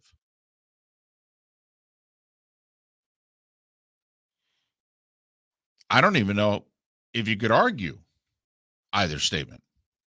I mean, LeBron's a better player than Steph, but Steph's a more transformative player. He changed the game. LeBron has not changed the game. Right. Steph Curry changed the game in a way that you could even argue that he ruined the game. Because you go to any park in America right now, and what is every kid trying to do? Well, yeah, and I don't worry about the parks. I worry about the product. You're Like you and I have had many talks about this, Felipe. When you watch college basketball right now, when they're on, when we had Gonzaga and Duke play, a really good game. But I've watched some Big Ten games I've watched some SEC games that when the three's not going, they don't quit. It turns into Costanza in the Seinfeld episode. A lot of chuckers out there, David. And when all of a sudden you get a team that goes 2 of 18 from behind the three-point line, it's ugly basketball. And that's why we've had margins of victories in games on both college and pro here in the last 5 years that are things that are tough for us to even understand. I mean, what was that Memphis game the other night? 75-point differential? Yeah. Biggest in NBA history. My guess is one team shot about 16 to 18% from behind the arc. Mark, it's one of the oldest sayings in the book. You either live by the three or you die by the three. But the problem is you used to only live and die by it shooting 20 a game. Now one player's shooting 20 a game. I mean, one of the biggest games in recent memory in the league was Game 7 of the 2016 finals, when LeBron and the Cavs came back from 3-1 down and ended up beating Golden State and ruining them, when they won 73 games and all that. Most people remember the final minute. LeBron with the amazing block, and then Kyrie with the off balance. No, nice shot, get back. 3 to win them the title. For 4 minutes before that, neither team scored a bucket. They just came down and hoisted up one bad shot after another. Now, I think both teams were exhausted. It was their third game in like 100 hours, and I could make excuses. But it was actually really bad basketball. And then the final minute was remarkable. A couple of great plays made by one team. They won a transcendent championship for that city. And for LeBron, let's be honest. I mean, that took him as a player to a whole different level. Right. Well, not only were they tired, but you also have to consider that Hall of Fame defense was being played at the moment of that Stop. game. I don't know. I've watched Hall of Fame. No. I Because I've watched Hall of Fame defense for 50 years and guys make shots. Well, no. Philly, no. but I'm not buying that argument. The effort on the defensive end was the highest amount of effort you could possibly give. And it wasn't in the 70s stage. when the Lakers and Celtics played. And it wasn't in the 80s when the Pistons were playing the Lakers. They've always played defense at a high level in the final. That's the difference between the final and the regular season. It doesn't mean that guys haven't produced in the past. Well, when I So that one game had the best defense of any game that's ever been played? No, when I say Hall of Fame defense, I'm saying that they're playing at a level, like everyone's mindset is, I need to play the greatest defense I've ever played. It's called the NBA life. Finals, Felipe. Yeah, right. I'd like to think that that's been all the NBA Finals, but Right. That's not just that one. No, obviously, but But the case you're making is they didn't shoot well because the defense was so good. That's what's called the NBA Finals. That's what's called the playoffs. well, don't shooting percentages drop come playoff time? I think that's a thing, except if you're LeBron James, which they go up. But getting back to the point at hand, which is Steph and what he accomplished last night. Is this a slow sports week and a slow sports night and a couple of networks who are heavily invested in the association going cuckoo for Cocoa Puffs over a historic achievement? I mean, there's no doubt. I mean, if we start listing individual accomplishments in that sport, I mean, it's up there. Absolutely. And David, you may be onto something. Maybe they sat down with stuff. You can't break this on a Friday or a Saturday because we've got to talk about football. Could you do it on a Tuesday when I really need it? And you know what, Steph? I apologize on behalf of David right now. We're sorry. Thank you. Because you know who else needed it? We did. Miller and Moulton. Got a point that was just made to me. I don't know if I completely buy it, but I thought it was a decent point. Giving someone else a little credit that's not been mentioned at all today. I'll bring that up on the other side. Look at you.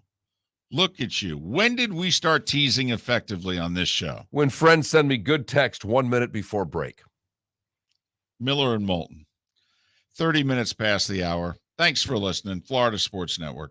It's been a great start to the NFL season, and it's only getting better at DraftKings, the official daily fantasy partner of the NFL. DraftKings is putting new customers in the center of the action with a free shot at millions of dollars in total prizes. Get in on the action now. It's simple. Just pick your lineup, stay under the salary cap, and see how your team stacks up against the competition. Feel the NFL action like never before with a free shot at millions of dollars in total prizes. DraftKings is safe, secure, and reliable. And the best part is you can deposit and withdraw your cash whenever you want. Download the DraftKings app now and use code M&M. This week, new customers can get a free shot at millions of dollars in total prizes. Enter code M&M to get a free shot at millions in total prizes with your first deposit. That's code M&M. Only at DraftKings, the official daily fantasy partner of the NFL. Minimum $5 deposit required. Eligibility restrictions apply. See DraftKings.com for details. You were listening to Miller and Moulton on the Florida Sports Network.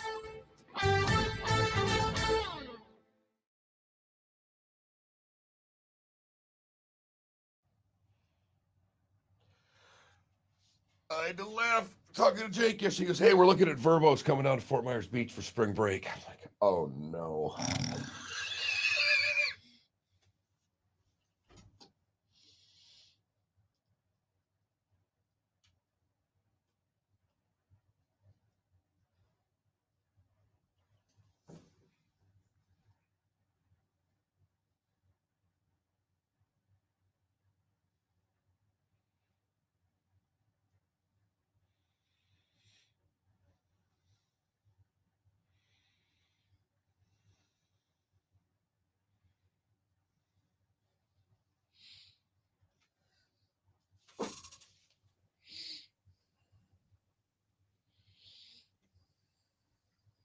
How long when did you update your phone with the search bar on Safari went on the bottom, and how long did it take you to freak out, figure it out? Well, it happened right after I updated it. Yeah, I know, but I went to bed. I woke up the next day and I went. But oh, did it's on the bottom. you? I mean, like when you got on Safari, was like, because I just laughed this Eric that I just saw his tweet from yesterday. Just updated my phone. I can confidently say Apple moving the search bar in Safari to the bottom of the screen is the worst thing anyone has done in human history. I just found it funny because I know the first 15, 20 times I went on, I'm going to the top to type something and it's not there. And I'm like, that just made me smile. Whoa.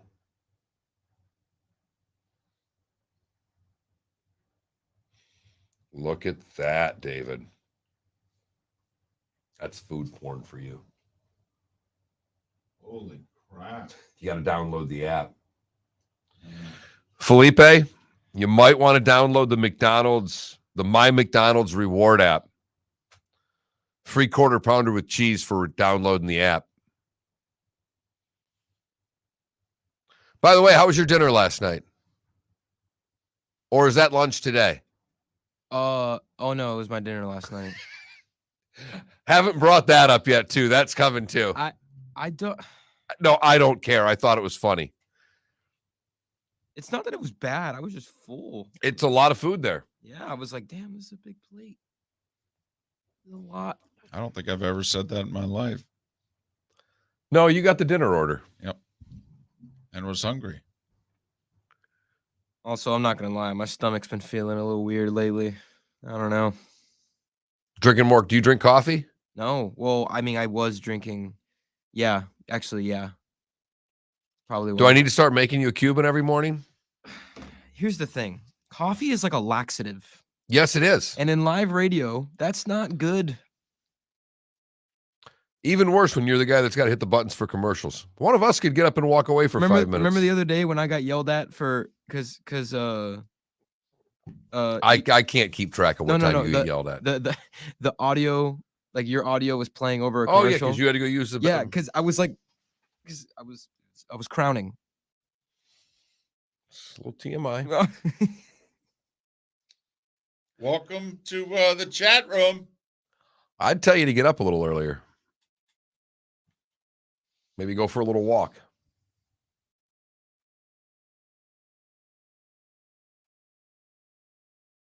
Well, that's you, Adam, though. See, Felipe does. That's the difference. See, Adam, how old are you? I'm curious. Because you are still a wrestling guy, so I don't think you're that old. Like, I would peg you in your 30s, but I don't know.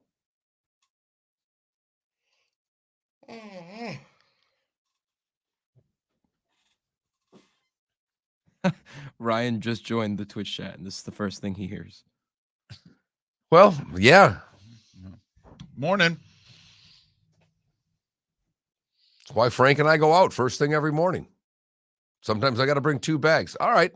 Maybe But so Adam, you are getting to the point in your life at 39 where you are far more cynical than you were at 31, 2, and 3. You don't like as much anymore. You just don't. It's not a you thing. It's how old you are. 15 seconds. You try to play the get off my lawn thing and you don't do it till you're old. You do it a lot younger than you think. That's all I'm saying.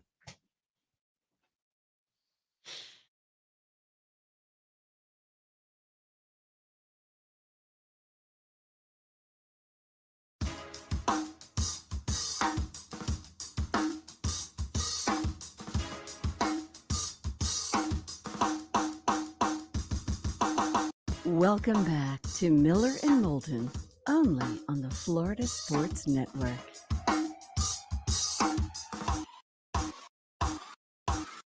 "23 minutes before the hour. Thanks so much for being with us. Miller and Moulton on this Wednesday, the 15th of December. Hope your week's going well. Hope you've got pretty much your holiday plans nailed down. If you're going last minute this year, maybe tougher to get your hands on stuff than it's ever been. Just keep that in mind. 2 words for everybody. 2 words for all you lazy shoppers. Gift cards. Although more scams with those than ever before. Be careful. Just be careful. Okay. That's all I'm saying. David, they sell them at the post office. Are they getting scammed there? I was at your favorite place in the world yesterday. It's up there. Your favorite. I actually tried to help someone at the post office yesterday. Wow. What has gotten into you? I felt badly. There was I got done in a, you know, when you time the post office, because I don't like going there. This time of year, long lines can take forever. And literally pulled in, and there's like 5 cars leaving as I'm coming in. I'm going, well, that's got to be good. Right. It's a good sign. I get a spot right up front. I'm like, this is going really well. And only had about 2 spots before getting in the main room, if you know what I mean. It's pretty good. And so as I'm standing there letting the people come in the door, of course, the lady came in the door and then just stood in front of me and like took her place in line ahead of me and the 3 people that were behind me. And if it would just have been me, I'd have letting it go. And I'm like, excuse me, ma'am, the lines, you know, you got to try to be nice. But as I was leaving, there was a lady that looked like she was really having a tough time getting in. And I'm like, can I carry your box in for you? Can I help you out? And people get weirded out when you try to help them these days. It's a sad commentary. The only place where people are appreciative that I have found is planes, help with luggage. Right. People will accept help from a stranger on a plane. Yeah, I just, she was nice. She goes, no, I go a little slow. And I'm like, you're carrying a box. I felt a little badly. And so I was, you know, post office and nice, 2 things that don't happen in my world very often, David. Gotcha. Got this text, and we got a couple of tweets that we want to get to. But I got this text that says, doesn't Kerr get the nod for allowing Steph to be himself? God knows Riley wouldn't allow, Jackson wouldn't. That's an interesting point that I'd not heard a lot of people make, that, you know, and you mentioned during the show that Kerr, or during one of the breaks, you know, you flat out said Kerr's one of the best big-time 3-point shooters that's played the game. Can I challenge that? Sure, it's not my opinion. Just thought it was a nice take. I mean, Phil Jackson did handle Dennis Rodman and let him do basically whatever he wanted for 3 years, as long as he showed up for the game and rebounded. I mean, are we sure that Phil would have? You'd had him in the triangle. Well, I don't know. I don't think he's talking about outside. I think he's talking about on the court. And I don't know. Maybe he'll send another one to redo it. I took it as on the court. Okay, that's fair. That's fair. I'll for sake of argument, I'll give him Phil. Are we sure about Riley? I mean, Riley did hand the ball to Magic and basically said, hey, can we go a little faster?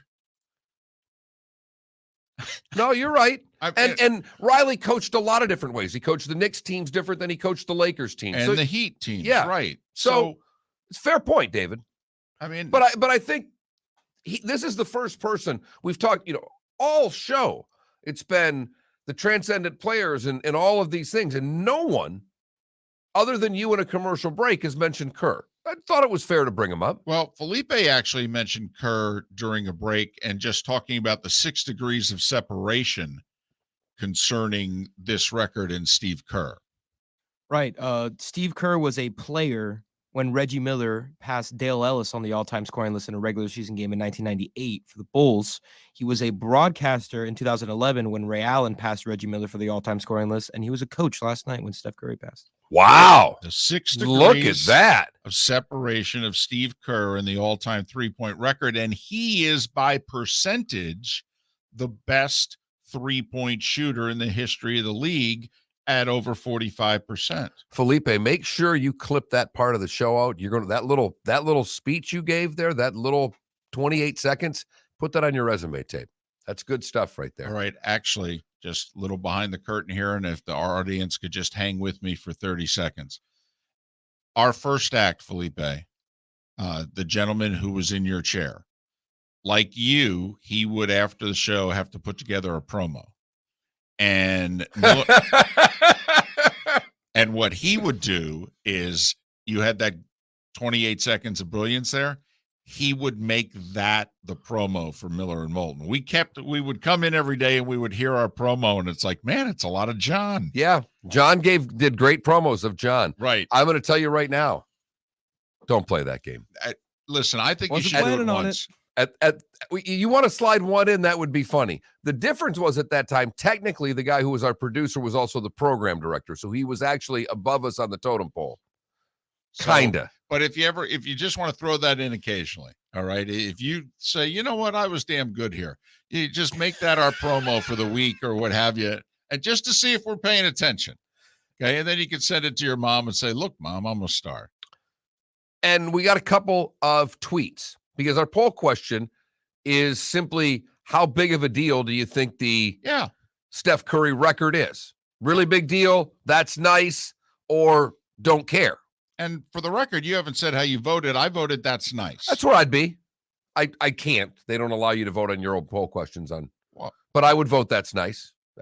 It's not a really big deal to me, but records aren't a really big deal to me the way they are to others. But you would acknowledge that the sports world made a really big deal out of what Steph did last night. Almost to the point where it makes the cynics like you and I not care, because why are you artificially inflating this? But I like Steph. But we did get these two tweets rather. Charlie said, I voted really big deal because of his influence on the game. Arguably the most influential player we've seen play in the NBA. Martin retorted with, most influential, gave it a triple dot. Magic and Larry took the game from tape to late alive. I give them a slight edge. And, my response was, I agree to both. One changed the way we watched. The other changed the way the game was played. I don't think either point's wrong. Agreed. Like Magic, Larry, Michael did more for the league from taking it from point A to point B. Yes. I mean, did much more. But just in terms of how the game was played on the court, I mean, I think you got to go. Wilt, I think, was the first. I know technically George Mikan was the first player that they changed a rule for, but they changed like 3 rules for Wilt, including 2 in 1 year. I laughed. I was trying to figure out when 1-and-1s and some of the free throw things during the break, and I reminded me of the 3-for-2 time in the NBA for free throws. But I don't think he ever did. But Wilt was so influential. One of the things I read is that you apparently used to be able to jump across the line on a free throw. And there was a rumor in college that Wilt was dunking free throws. So the NBA changed a rule without ever really being sure that happened. Right. That both Just in feet had to case. stay behind the line for the entire effort of the free throw. That would have really helped because he only shot him at a 51% clip. That would have really helped. But, they outlawed the dunk for a while because of Wilt. They widened the lane because of Wilt. I mean, he changed the game during a day and age when the big man was the focal point of the game. I think Michael changed the game by his greatness, by making it not a big man's game anymore. And then Steph literally said, this 3-point line, because remember when Michael hit the 5 threes in the first half against Portland in 92? Right. And he just kind of shrugged his shoulders, goes, I don't know what's going on here. I mean, that was not his game. That's not how the game was played. That's why it's one of those, oh my goodness moments, because we hadn't seen anything like this. I mean, Steph's made 5 threes in a game over 200 times.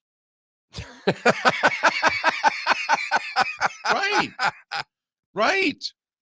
I mean, just in those games alone, I think he'd be like top 5 all time in threes made. Well, just in those games. And I'm trying to think of some of the chuckers back in the day. And I go back, AB, the first guy comes to mind is a World B. Free that shot from anywhere.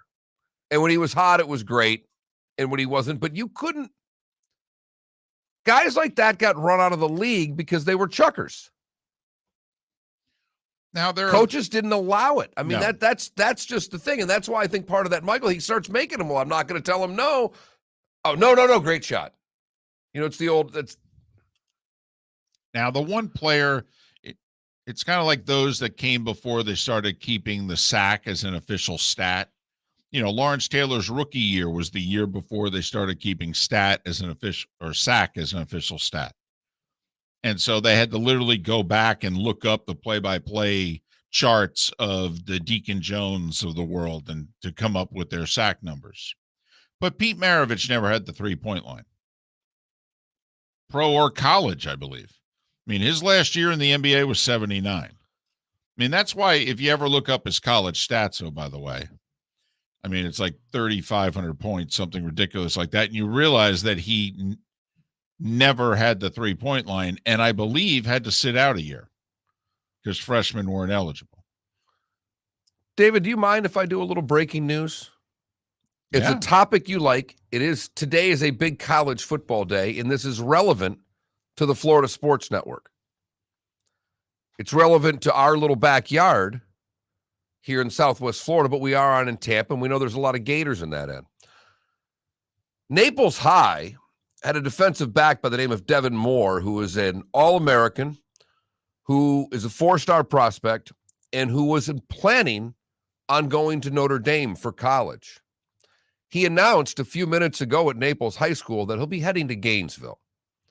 So that's a pretty big get off the bat for the Gators, David. Well, it's interesting you say that, Mark, because in Tampa from King High School, tight end Tony Livingston, a 4-star prospect, was technically the first ever signing of the Billy Napier era at Florida.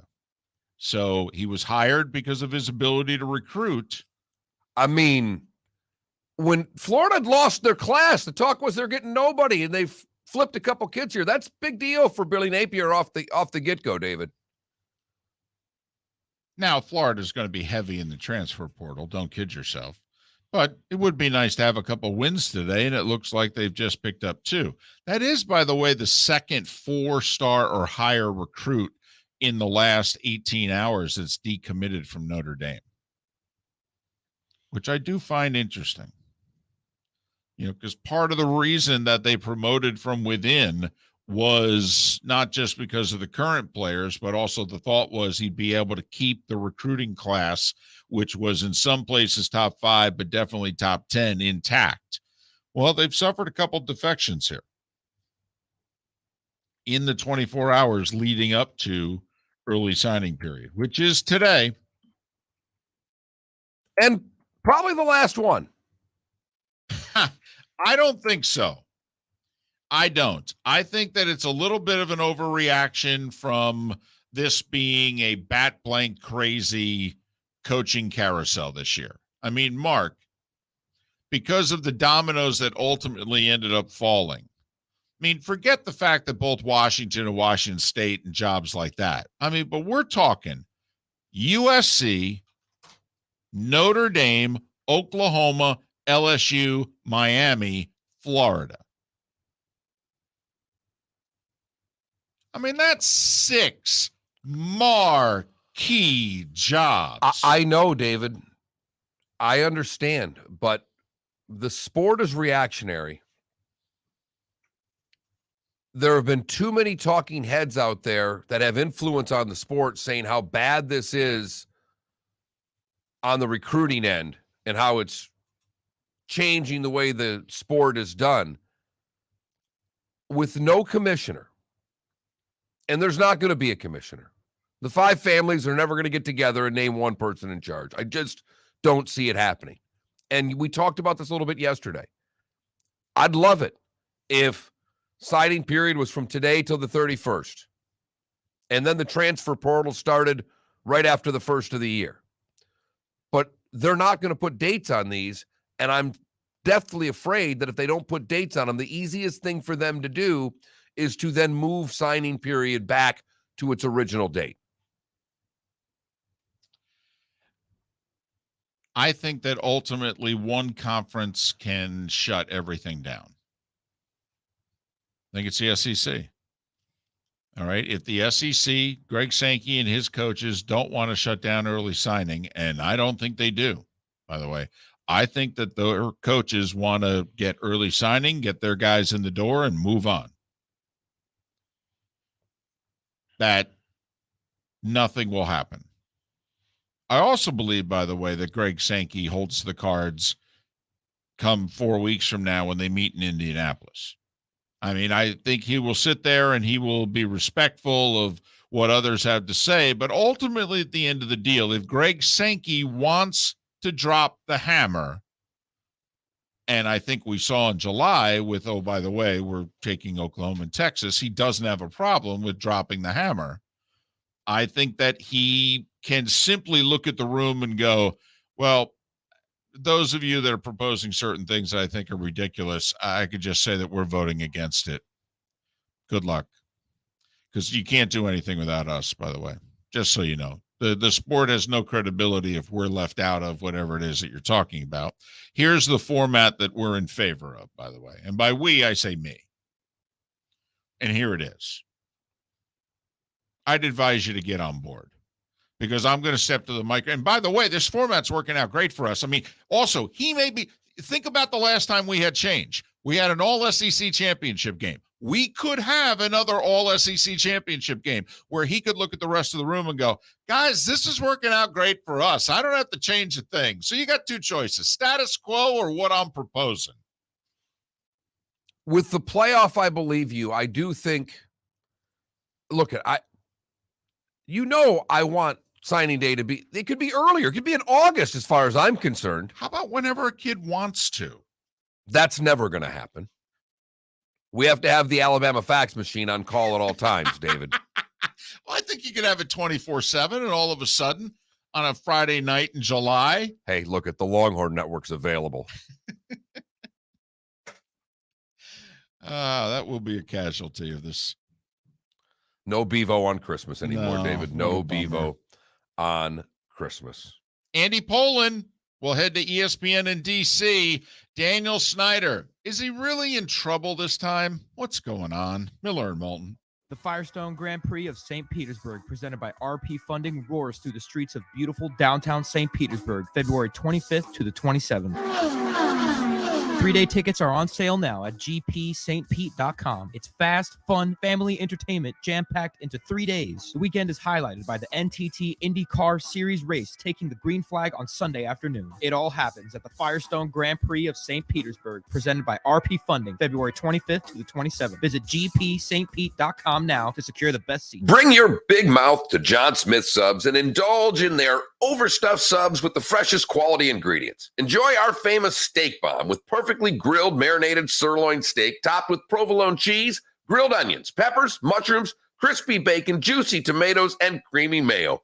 Boom! Made-to-order crispy fries can be paired with the Gator, the Cuban, the Chicken Bomb, or the Italian. Love local. Eat delicious with John Smith Subs.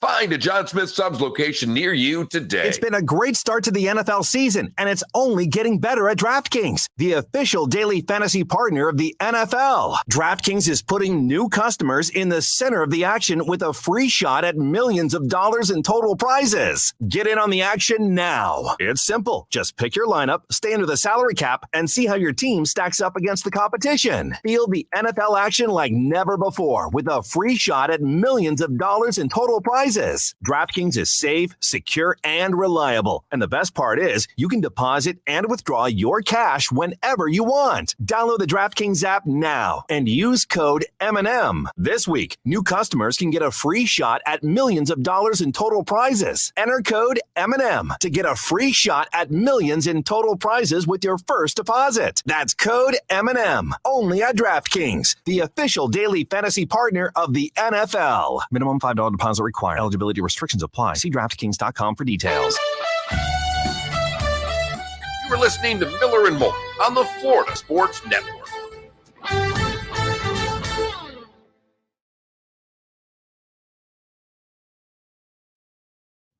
If you wouldn't have waited until you had to take a flight, the only reason you got vaxxed is because you wanted to get on a plane again.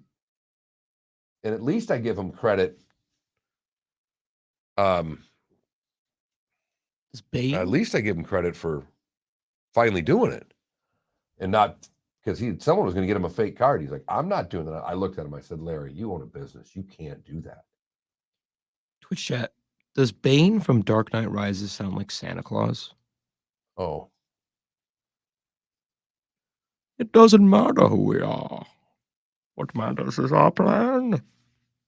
Break the bat. Oh, oh, oh. Gotham is mine.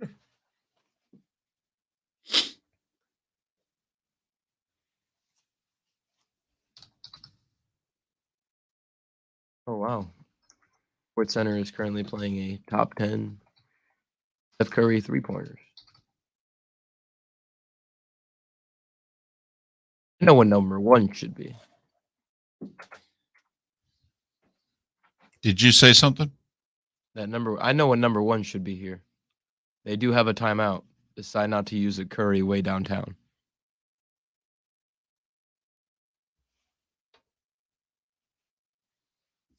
Who do we have here?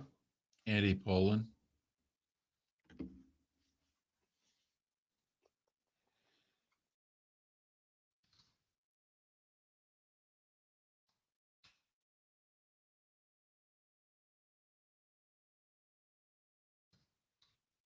This one was ridiculous.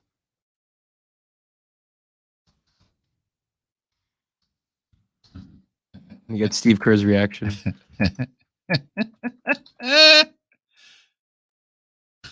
Oh, they didn't show it. How is this number two? Oh, because number one's probably going to be the record. There you go. Should have bet you on it since I've already seen it 16 times this morning. I'll tell you what, the kid from FGCU hit a three against Robert Morris from right about that same spot, only on the right side. Tavion? Yeah, it was ridiculous. It was like Trey Young going, dude, that's deep. He could just score. Yeah, He gets buckets. He does. There's no doubt about it. He's electric.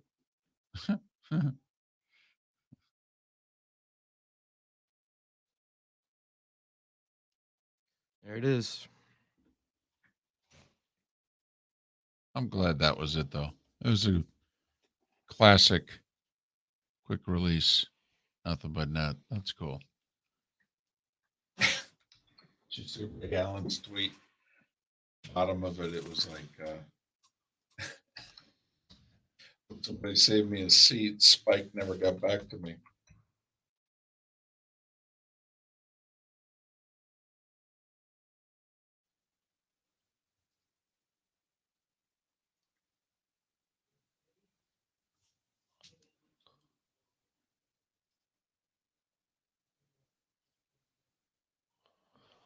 All right.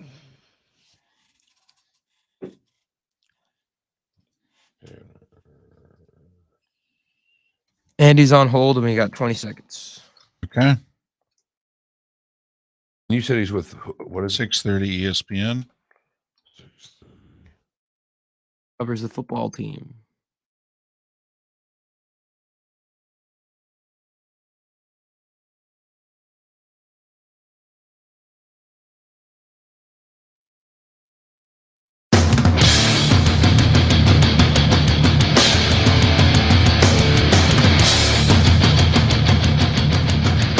You are listening to Miller and Moulton, exclusively on the Florida Sports Network.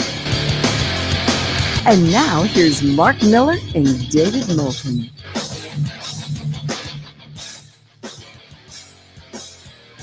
We are halfway home for those of you in Southwest Florida. We are entering the final hour. For those of you in the Tampa-St. Pete area, Miller and Moulton on the Florida Sports Network, the Florida Sports Network. Seth Everett to join us near the bottom of the hour. Collyn Taylor 1 hour from now. This is early signing day in college football.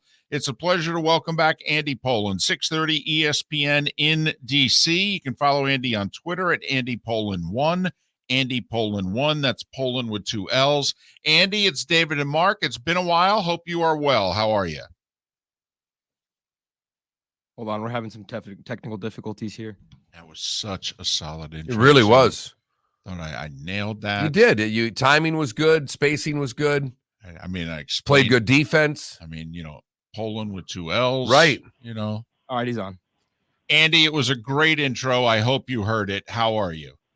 I'm good. Good to talk to you. Yeah, I was just saying that in the intro, you promo your station as the home of the defending champion Buccaneers. It's been 30 freaking years since we've had a championship football team here, and generations have been lost with a team that's mired in muck, which I'm sure we're going to get to right now. We will. And Andy, we've got to tell you, muck's the perfect word, because we do this show on Twitch as well as on the radio. And I, every morning, type out the list of who's coming on the show. And for whatever reason, your last name was a Twitch violation. I have no idea why, but somehow we couldn't get your name on, literally sent out that you were on the show this morning. So I don't know what nefarious things you've been involved in the past, but somehow Pollin is really a bad thing.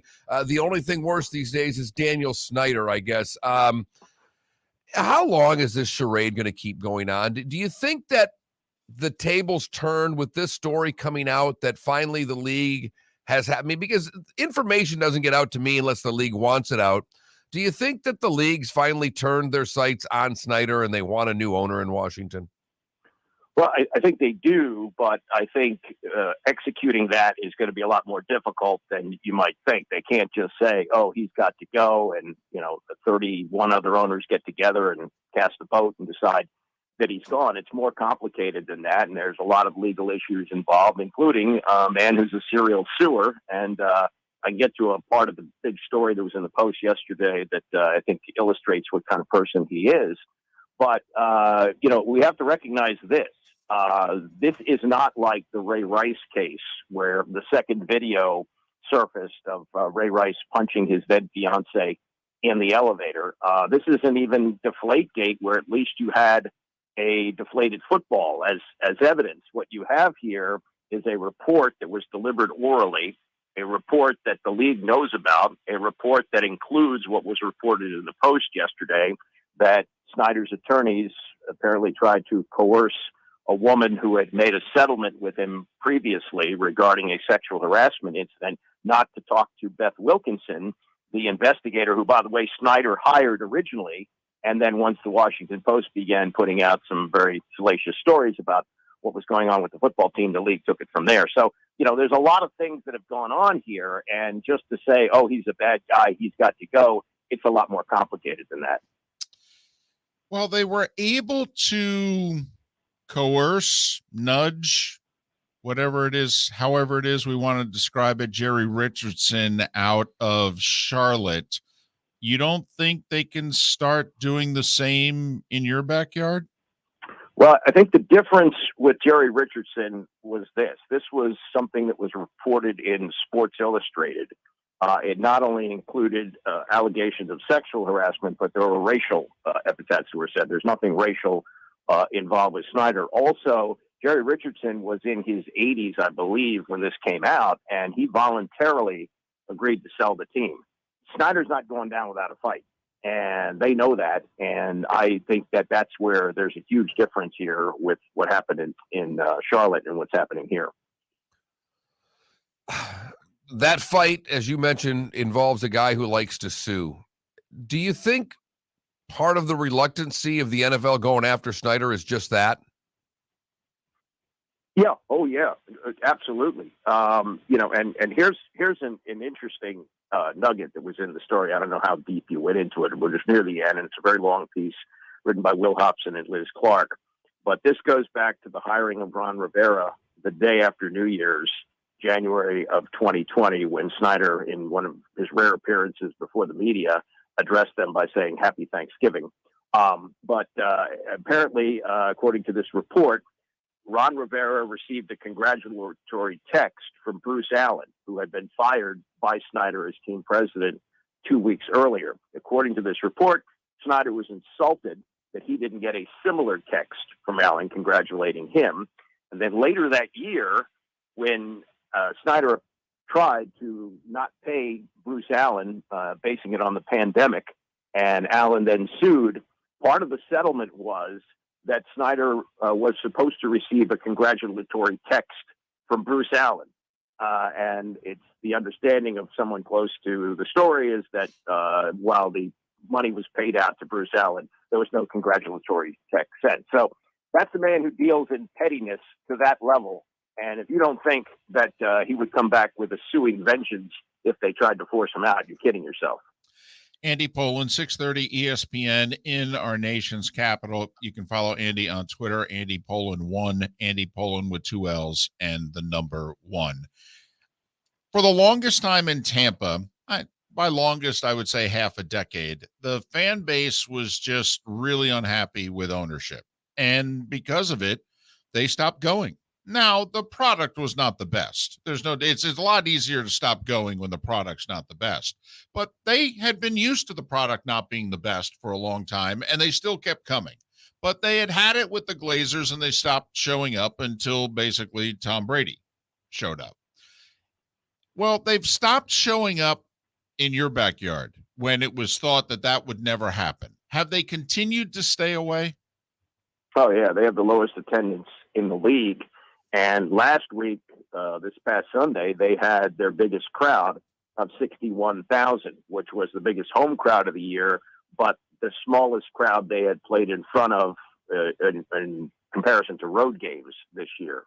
In other words, every game on the road had drawn more than 61,000. And, to give you a reading on how the attendance has plummeted, they opened FedEx Field in 1997. It was then Jack Kent Cooke Stadium. And they had, at that time, 78,000 seats. Snyder bought the team in 1999. At one point, he had expanded it to over 91,000. That was during the return of the Joe Gibbs days when Camelot returned. And since Joe Gibbs has left, piece by piece, they've taken out a lot of the seating. Some of it related to the fact that we used to have blackouts in the NFL. That's not the case anymore, but to avoid blackouts, they just kept removing seats. And now they list capacity as 67,000. So it started at 78, it rose as high as 91, and now it's only 67,000, and they're drawing an average of 51,000 a game, which is the lowest in the league. And I think I wouldn't put all of that on Snyder. I think a lot of it has to do with the team. And you could say, well, they were division champs last year. Yes, they were, but they were 7-9. And it's just been a steady clown show, really, for the last 22 years of his ownership. And I think it's more related to the product on the field than anything else. If they were winning, despite the dysfunction, I don't know how they would pull this off with this owner, but if they were winning, I think people would still be showing up. A steady clown show for 22 years. That is the Washington football team. Would it even matter? I mean, the way you talk, they're huddled in this mediocrity to lousy. Would it even matter if they made the playoffs this year, Andy? I think would help a little bit. I mean, they have one home game remaining, which is against the Philadelphia Eagles. and they play at Philadelphia this week and then at Dallas. If they lose both of those games, what you're going to see is a crowd of, somewhere between 50 and 60,000. And I would say 75 to 80% of them will be Eagle fans. So yeah, that's one way. If they're back in it, I think people will show up. And I don't think they would host a playoff game because they won't win the division. But if they were to play a playoff game, I think people would have some more interest in it. But this is 22 years of just disgust, and it's going to take a long time to turn it around. I mean, it used to be when they played at RFK Stadium, which sat 55,000, and they were winning under Joe Gibbs. People would fight over season tickets in divorce cases and wills. At this point, they can't give tickets away. And with what divorce lawyers cost now, who wants the tickets in there? Oh yeah, no. There have been times in recent years where they have taken people who are walking in the stadium with standing room only tickets and handing them club seat tickets, which sell for $300 and $400 just to have some bodies to the seats to make it look a little better. Andy Pollin, 630 ESPN in our nation's capital. Follow him on Twitter at AndyPollin1. That's Andy Pollin and the number 1.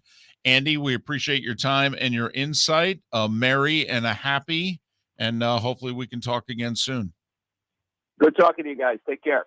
Andy Pollin, kind enough to join us here on Miller and Moulton on the Florida Sports Network.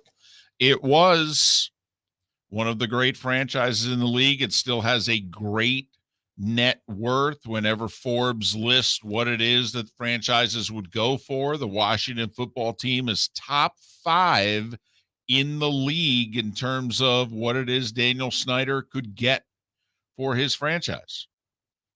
I mean, Cowboys, Giants, New England, Pittsburgh, Washington oftentimes is your top 5.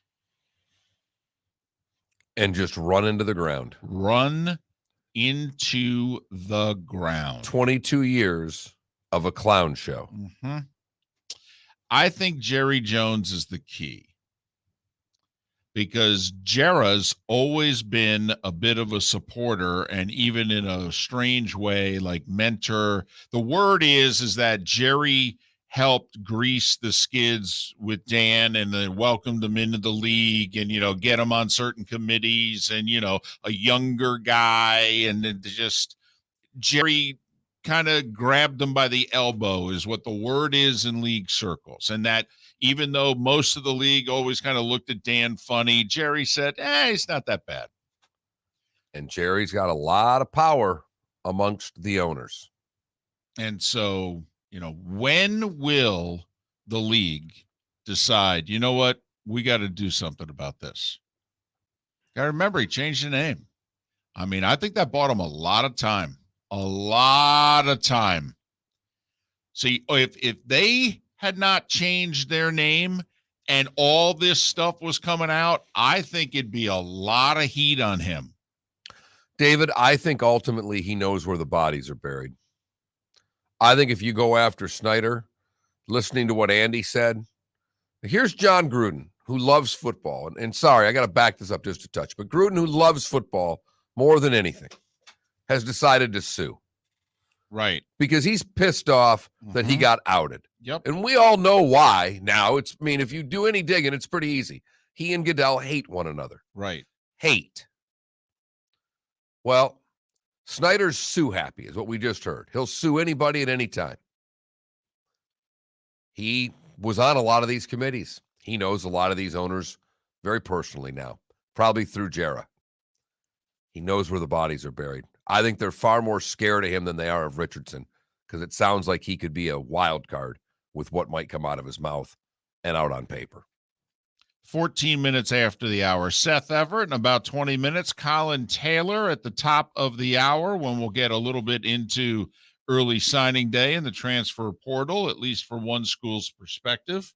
Miller and Moulton, thanks for being with us. Florida Sports Network. It's been a great start to the NFL season, and it's only getting better at DraftKings, the official daily fantasy partner of the NFL. DraftKings is putting new customers in the center of the action with a free shot at millions of dollars in total prizes. Get in on the action now. It's simple. Just pick your lineup, stay under the salary cap, and see how your team stacks up against the competition. Feel the NFL action like never before with a free shot at millions of dollars in total prizes. DraftKings is safe, secure, and reliable. And the best part is you can deposit and withdraw your cash whenever you want. Download the DraftKings app now and use code M&M. This week, new customers can get a free shot at millions of dollars in total prizes. Enter code M&M to get a free shot at millions in total prizes with your first deposit. That's code M&M. Only at DraftKings, the official daily fantasy partner of the NFL. Minimum $5 deposit required. Eligibility restrictions apply. See DraftKings.com for details. You are listening to Miller and Moulton on the Florida Sports Network.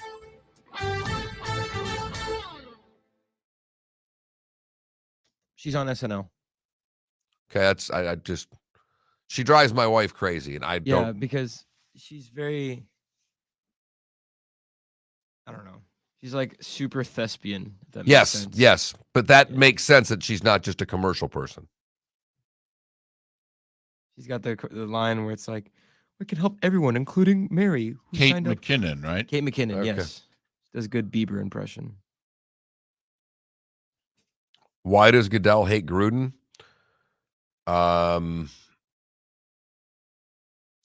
Goodell has a gay brother, and first off, there was just bad blood between the two of them. When Gruden was a television commentator, Correct. That's where it started. He was not a big fan of many of the things that Goodell was doing, and he said so publicly, and he really said so privately. And he used gay slurs a lot, and Raj's brother's gay. Right. So put the two now- together. Raj didn't like him. Now, I will say there was an interesting theory thrown out about 3 weeks ago, is that there's another lawsuit against Snyder and Allen. And there was discovery in that lawsuit. And there is, because the NFL, and they could be lying through their teeth, but the NFL has been emphatic in the leak did not come from Right. us. And somebody just pointed out that there is another lawsuit where there has been discovery, and there's been a whole lot of emails from the Washington football team that have been made available. And this person just said, it is possible that the leak actually came from this lawsuit and the people involved in it. Gotcha. I do want to say quickly to all of you that are watching on Facebook, I know it's not that many. Goodbye. Please come to Twitch, twitch.tv/Miller and Moulton. There's a Twitch app, works really well. But we are going to be, Facebook does nothing for us, unfortunately. Twitch does. We would love you to come to Twitch. We've been live on Facebook this whole time. Yeah. We've been live on Facebook every morning for the majority of the show. Shazam. Now, I probably should be forwarding that to my personal page, and, David should be doing this. Oh, no. I don't have one. Bing Hey, bong. I got to tell you, every day that goes by, my decision to not be on Facebook is looking better and better. David, it never didn't. It's the only reason I have it is for this job that I have.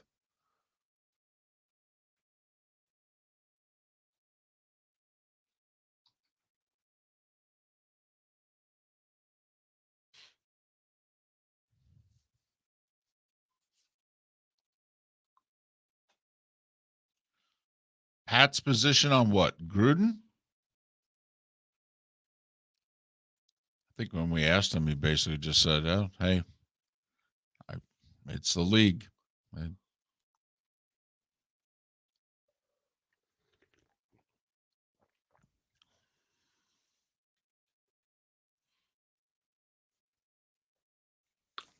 Johnny, I will tell you this. I just looked up your player.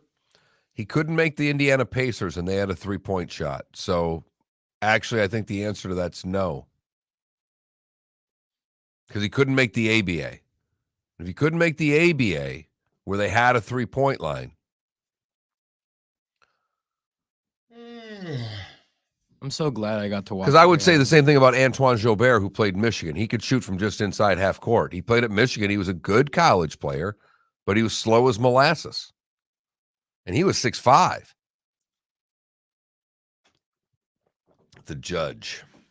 I wonder if Klay Thompson will pass Ray Allen. How old is Klay? 32, 31. I don't know. I don't know how far away he is. I mean, if he stays healthy, it'll be Steph and Klay. Kind of a big if. Obviously. Hasn't played in over 2 years. 10 seconds. He got hurt in the 2019 finals, right? Don't look.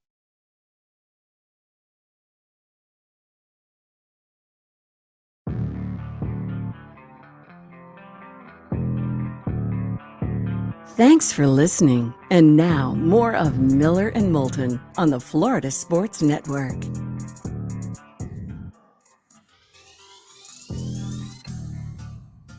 Minutes past the hour. Miller and Moulton, Florida Sports Network, the Florida Sports Network. Thanks so much for being with us. We are very appreciative. 2 poll questions today.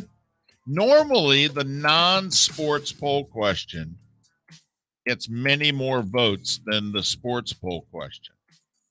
Not so today at all. Our non-sports poll question, Best Christmas Song, Part 2, because, well, Best Christmas Song, Part 1 was yesterday.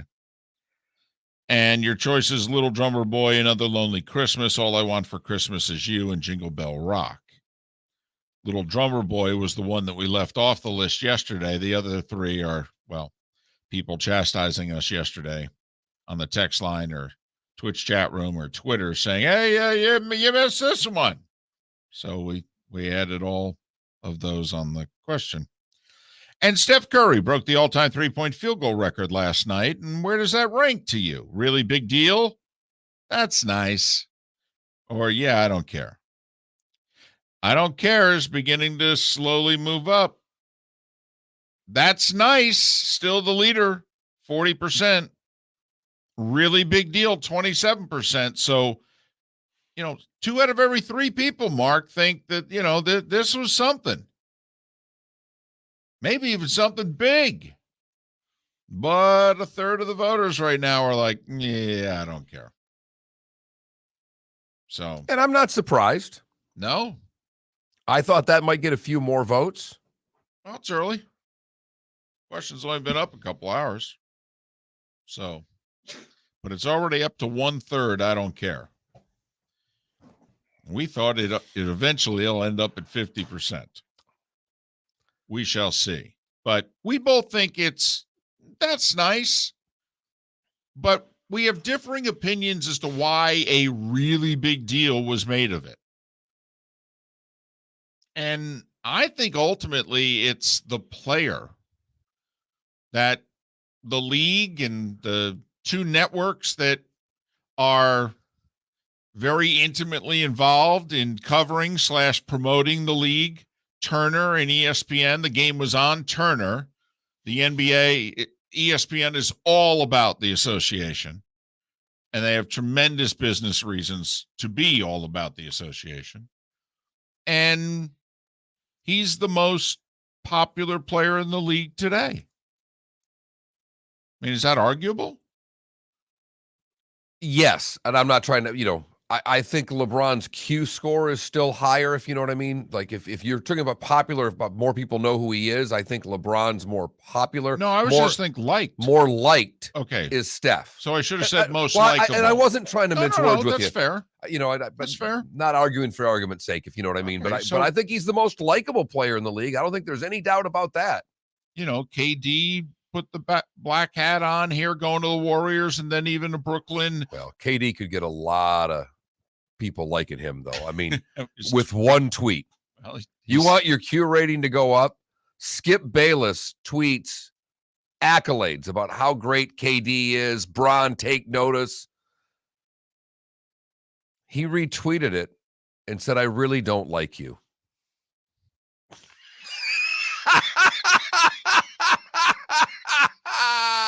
That's going to get him a few fans. That's for sure. Come on. That's funny. People who may have turned on him, in fact, in the last few years are going to be like, I could start rooting for KD again. That's funny. But it also gets into a topic of where we are as a sports nation nowadays, where do we care about records at all anymore? Like Coach Rick in our Twitch chat room early on in the show, Mark, equated Steph Curry with the three-point record as being something along the lines of breaking Strahan's single-season sack record.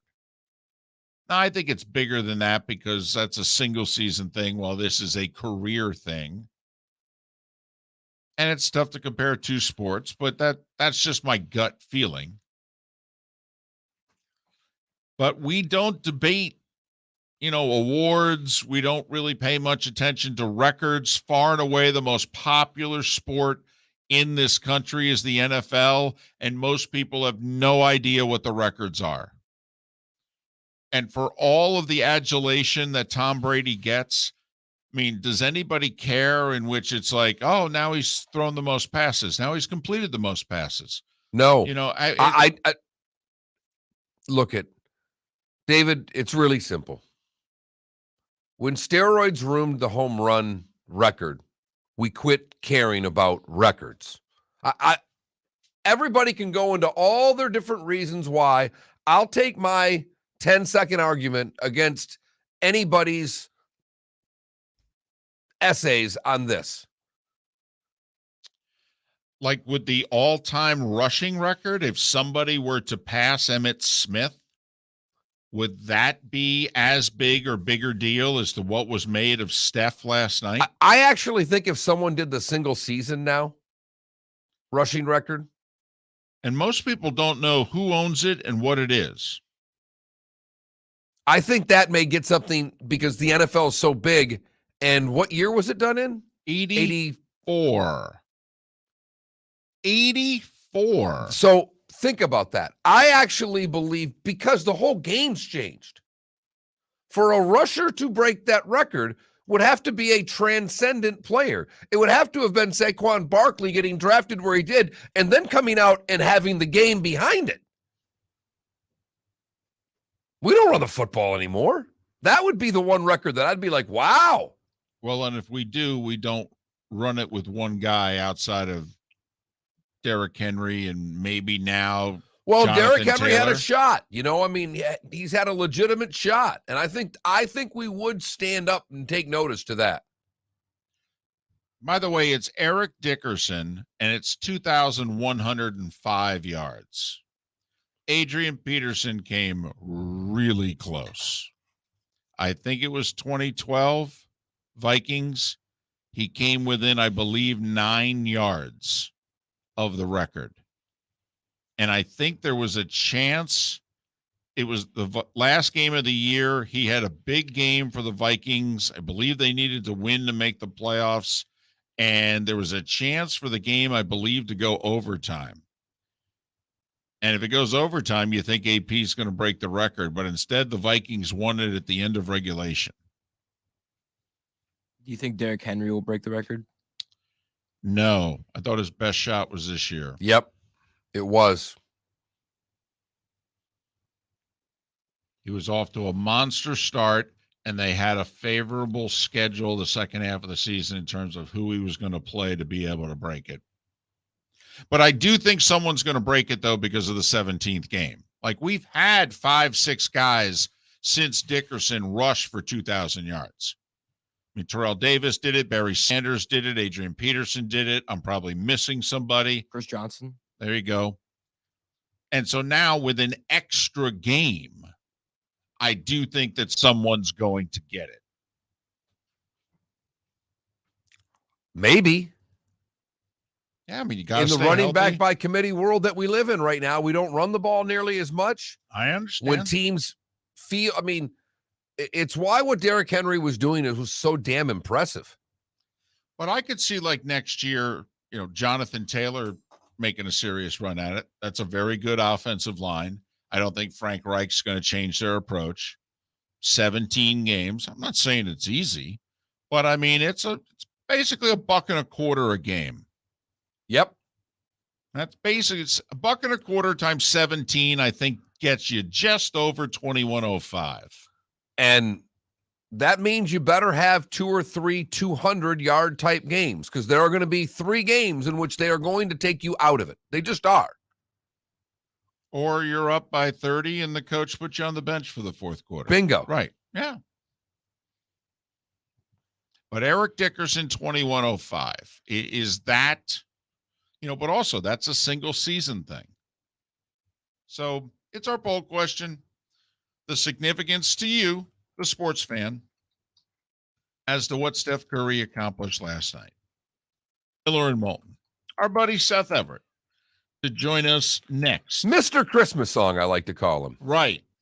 And we'll explain why next on the Florida Sports Network. Mark Miller for Orange Whip Golf and Fitness Power Peel at Home Training System. This complete body and swing trainer uses resistance band connection system to fix bad habits and ingrain a more consistent, powerful swing. The Power Peel system is powered by functional golf swing training technology. It trains both your swing and body at the same time. Simply make a few prescribed resistant band connections, and in a few steps on the peel, you'll swing better, feel better, and play better. Use it before your round of warm-up, as your daily fitness routine, or anytime you want to feel and train the swing you've always wanted. Pair the Power Peel with the Orange Whip Golf and Fitness at Home training technology, available with a monthly membership, and maximize your results with Golf Fitness X coach-led programs that take less than 20 minutes a day. Buy the Power Peel training bundle now for 4 interest-free payments of $115 by going to orangewhipgolf.com and use code Miller10. That's code Miller10 to save $45. Go to orangewhipgolf.com and use code Miller10 to save $45 and play better golf. Go to orangewhipgolf.com.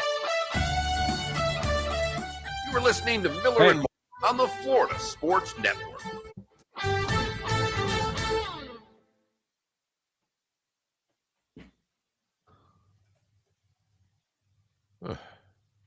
How are you? What's up, boys? Mr. Christmas Song, as I like to call him. I am so inundated with Christmas. It's driving me bananas. It's too much. Too much. So Takis has their official National Signing Day. Okay. You know, the snack. Okay. That they're sponsoring signing day. They have Mazel. kids up in front of a banner that they must be paying to do their signings. That's fantastic. Oh boy. And Stadium Network is showing one. They got it all live on Stadium Network. What's Stadium, the app? Yeah, Stadium, whatever. What they call it, Stadium Network? Yeah, I think so. Yeah, there's no chance. I have the Flash and Hawkeye this morning. I'm not going to see that. Oh boy! So this big offensive lineman that was between Sparty and Kentucky got up in this Takis thing and said, "Yeah, I'm not making a decision today.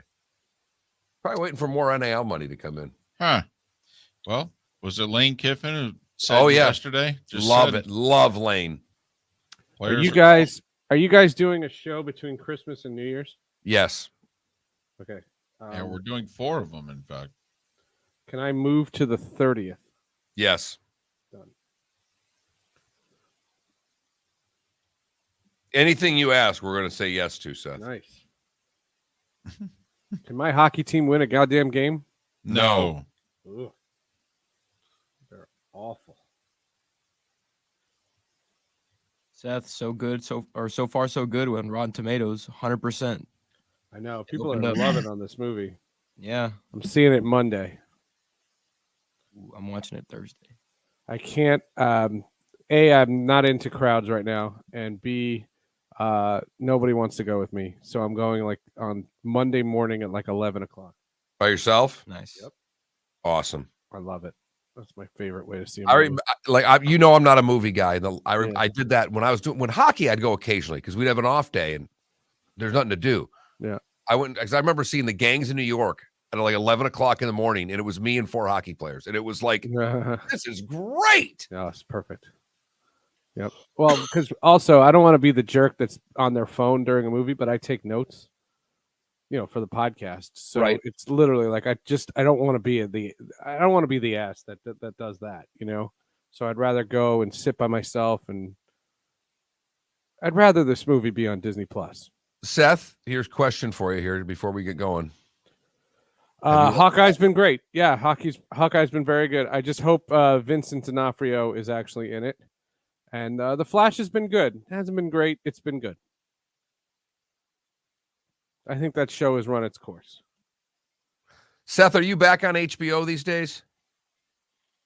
Well, no, I know you dropped a lot of stuff. So no, I dropped Showtime. I'm always HBO. Okay, so I've not watched any of this season of Succession because I'm just going to get it for a month and binge it over a week. Yeah, you haven't either? Never seen it. My wife was watching it last night while we were watching Devil's Flyers. Oh, I thought you were into Succession. No. Nope. Huh. No, HBO, I just finished Doom Patrol, and I just finished, and Curb. I've been watching Curb. I need to go back and do that start to finish again. Curb Your Enthusiasm is so funny. It is. Tracy Ullman this season is just hysterical. Really? Tracy Ullman. How about that? He pulled that out of nowhere. That was so funny. I think I sent it to Moulton and Cassio that I watched Larry David do the Kennedy thing for Steve Martin. Oh, yeah? Oh, my goodness. He's funny. Have you not seen it? No. I'll send it. Yeah. Seth, you will tear up laughing. It's so good. You'll plot. It's like the beginning of Rickles at Reagan's second inauguration. Which is he just really good. That's random. 15 seconds. Season 3's over, fan? It ended last weekend. Yeah, Succession. Yeah. Okay. Good. Then it's time to get HBO Max for a month and binge There you watch go. Yep. That's what I'll do with Billions.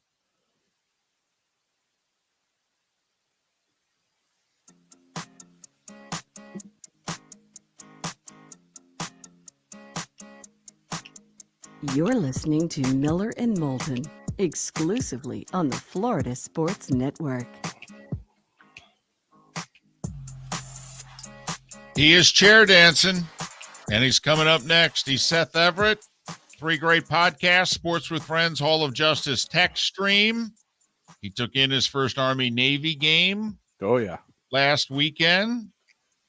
And he's kind enough to join us here on the Florida Sports Network. Top of the morning to you, Seth. How are you? Good morning, guys. David, you put on quite a show this weekend. I put on quite a show. You hosted everybody. It was so nice of you. Army, Navy, Seth.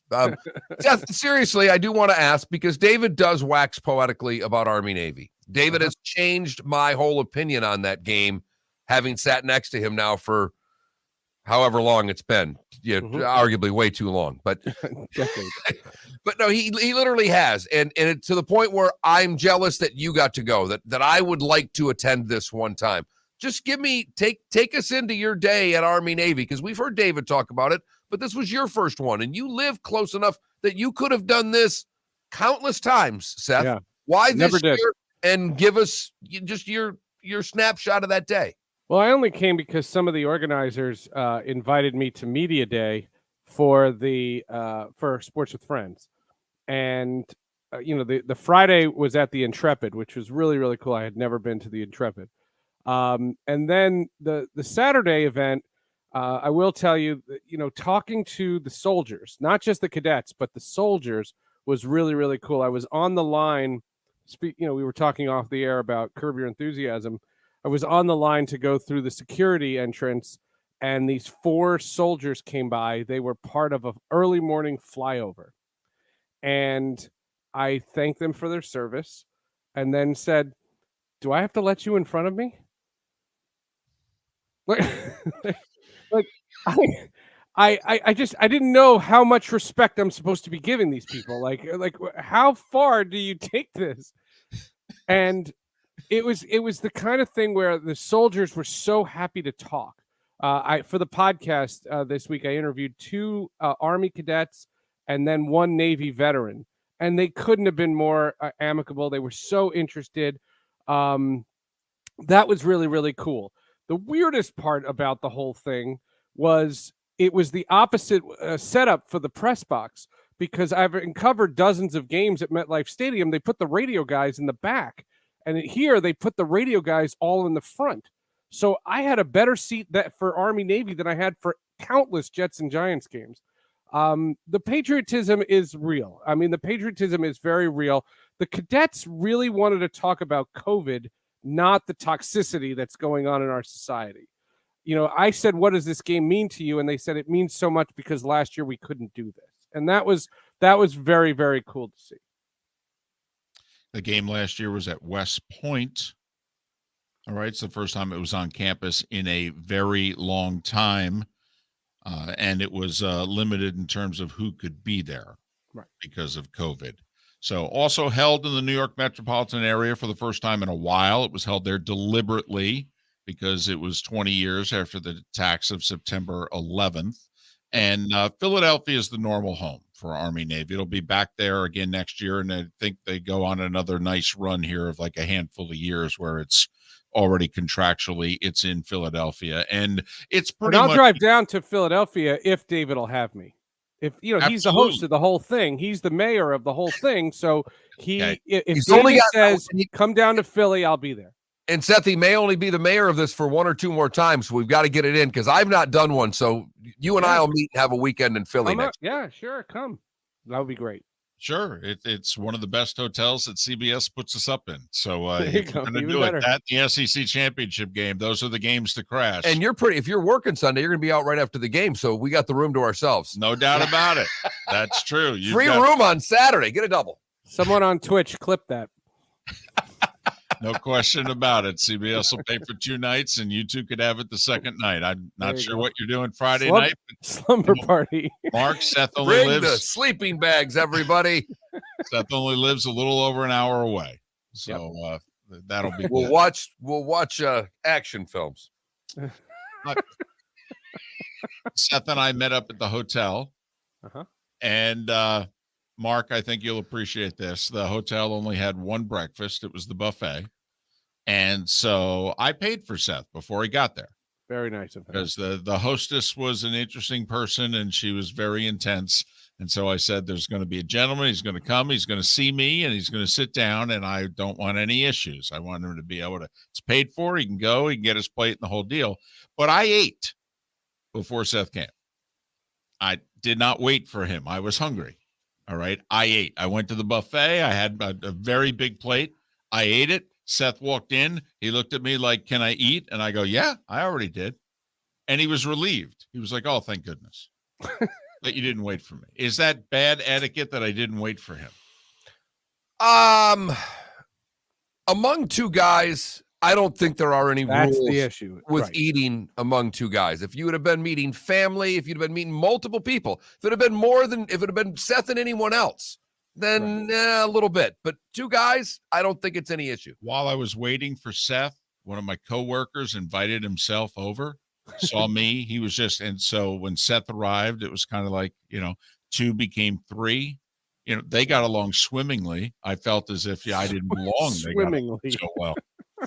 So, but Seth was very happy. He was well fed before he went to his first Army Navy game. What was the best part of the game to you, Seth? You said this. I mean, obviously the walk, but just meeting the soldiers. At the end of the day, how would you, if I were to make you say one thing about the game that you would remember the most, it would be The crowd had not one empty seat. And I've been to Super Bowls, I've been to World Series, I've been to, All-Star games. Usually when you see a sellout crowd, there's like clusters of empty seats, people who are at the concessions or the bar or anything. When that game was starting and they were doing the coin toss, there was not one empty seat in that building. There were 85,000 people strong. I'd never seen that. And I'd been to, like I said, dozens of events at MetLife Stadium, including a Super Bowl, and you didn't see it like that. I will say I thought they did a good job. All right. It felt a little different. And I don't know if that's because it was in the backyard where I grew up. Because I was there. the game was in Philadelphia. It was not because of Seth Everett's presence. It wasn't. Okay, maybe the hotel buffet felt different, but not the game. Right. But I'm glad, Seth, that you're able to chalk that one off. And I say it all the time. If you ever get the chance, all right, do it. Even if you're not all in like I am. Like Seth was not all in. No. Seth had no idea. I'm going to speak for you here, but you had Mhm. no idea what you were going to experience and feel one way or the other. You I'm sure thought, I might not feel a whole heck of a lot here. Well, what they had said to me was that, they had asked me to come to media day on Friday. And I said, well, if I'm going to cover an event, I want to see the actual event. And so they were absolutely accommodating. And that's how it got set up. But I didn't have an agenda on Saturday. I basically was just going to take the whole thing in and just see how the whole thing was.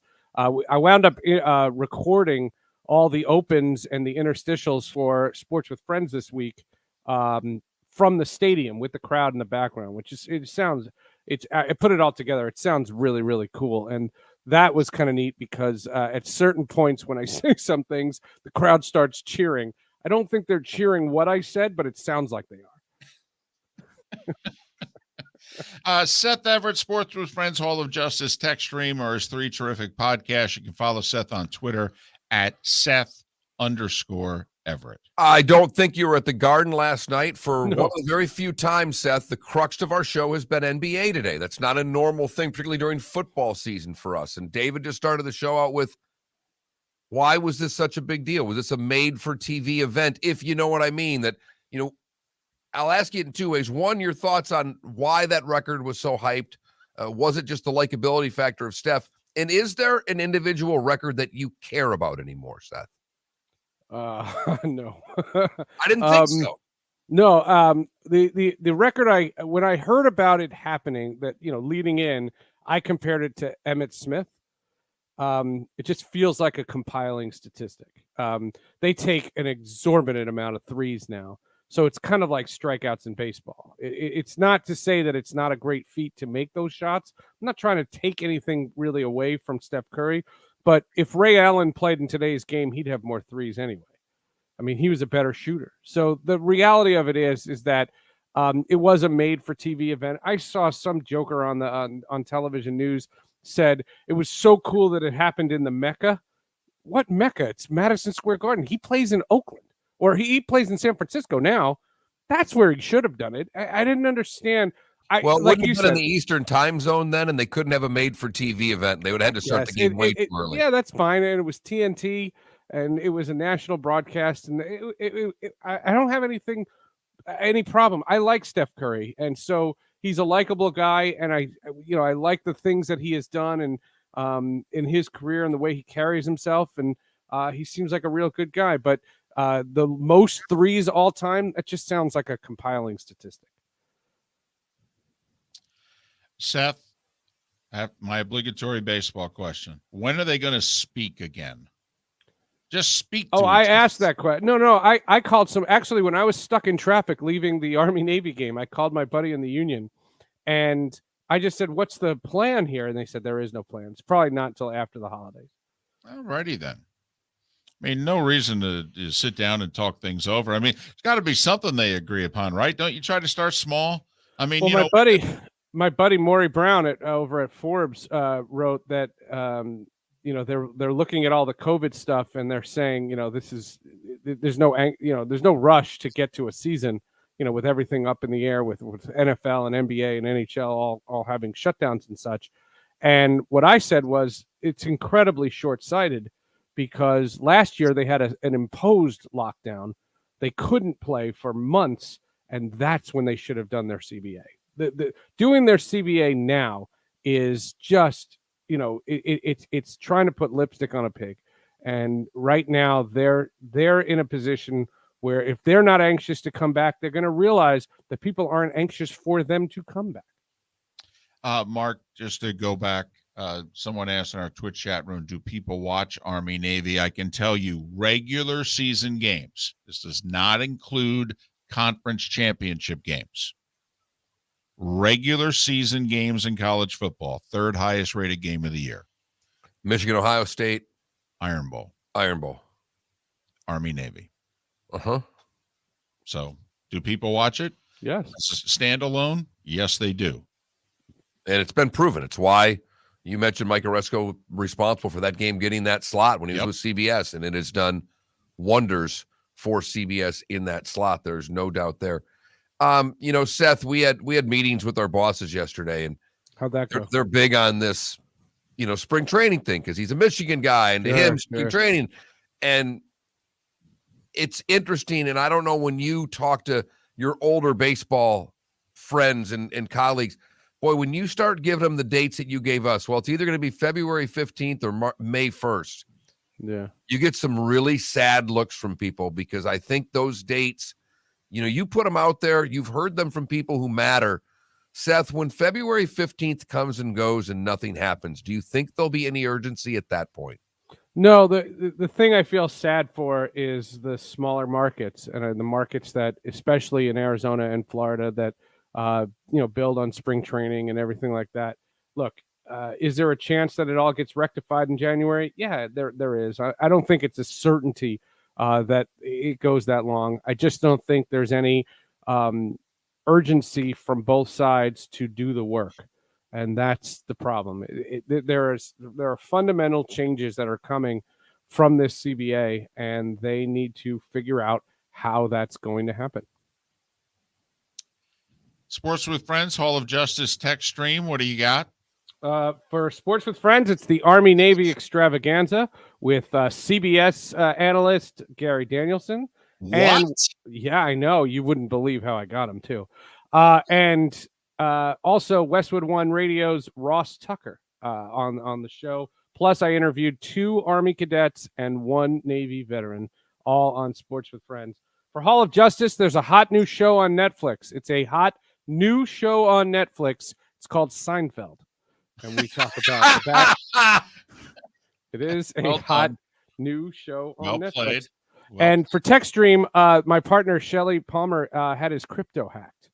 And it's a pretty big deal. And we talk about how it happened, why it happened, and what can you do.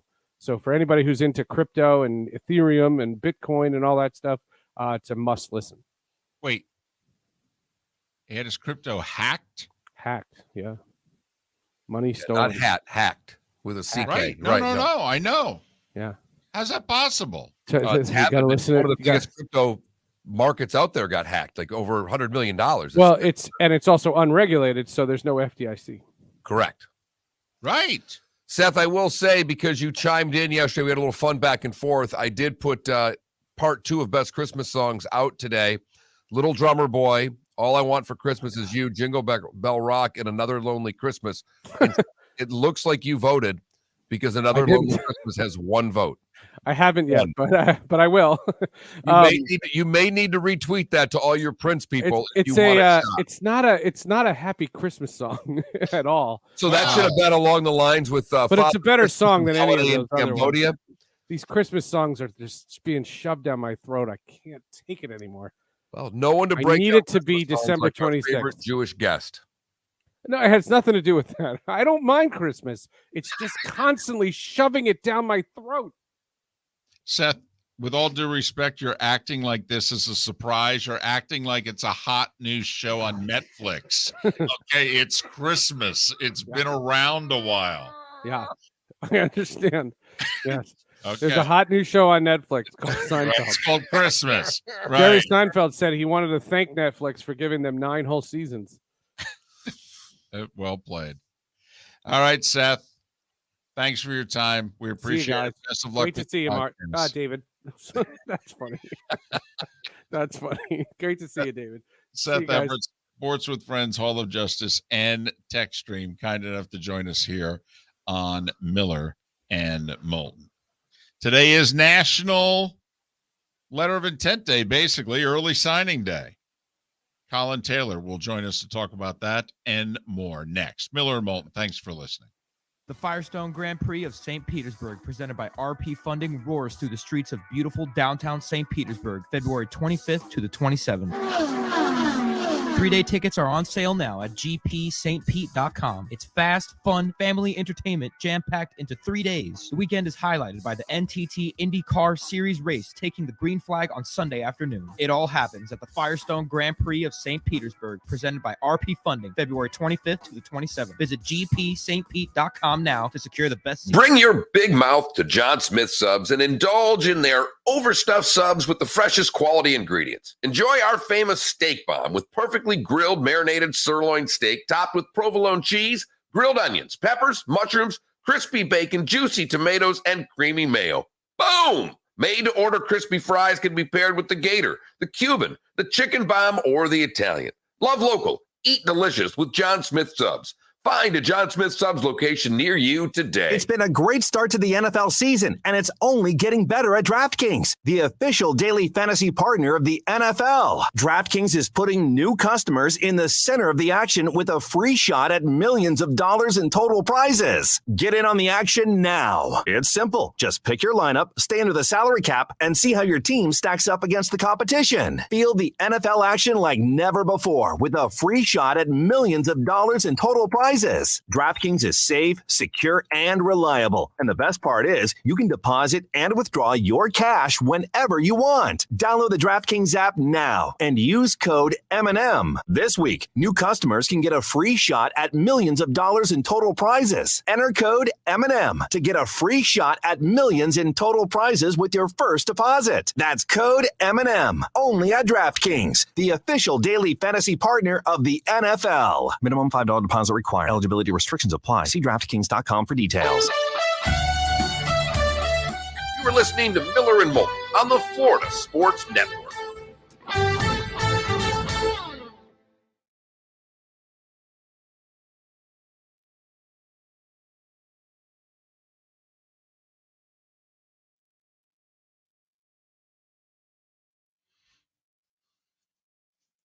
There's a Jersey kid coming to Michigan State via Wisconsin.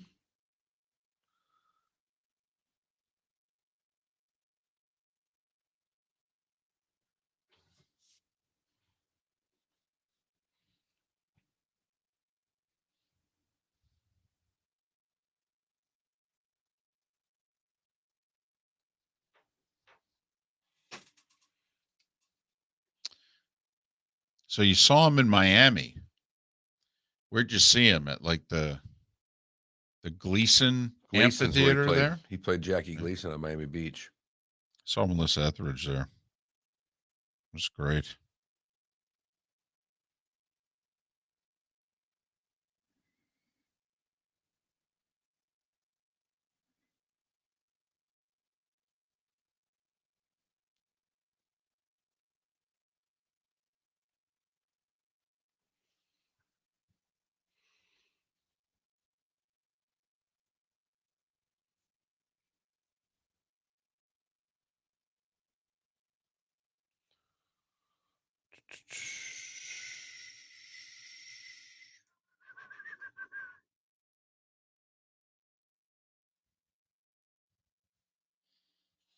I just thought we'd go kind of big. The Spencer Rattler would be specific.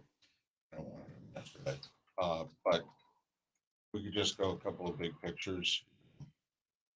How does South Carolina, where do they think they'll be in like a big bad SEC once Oklahoma and Texas come? Yeah. What is the reaction, to the transfer portal and early signing?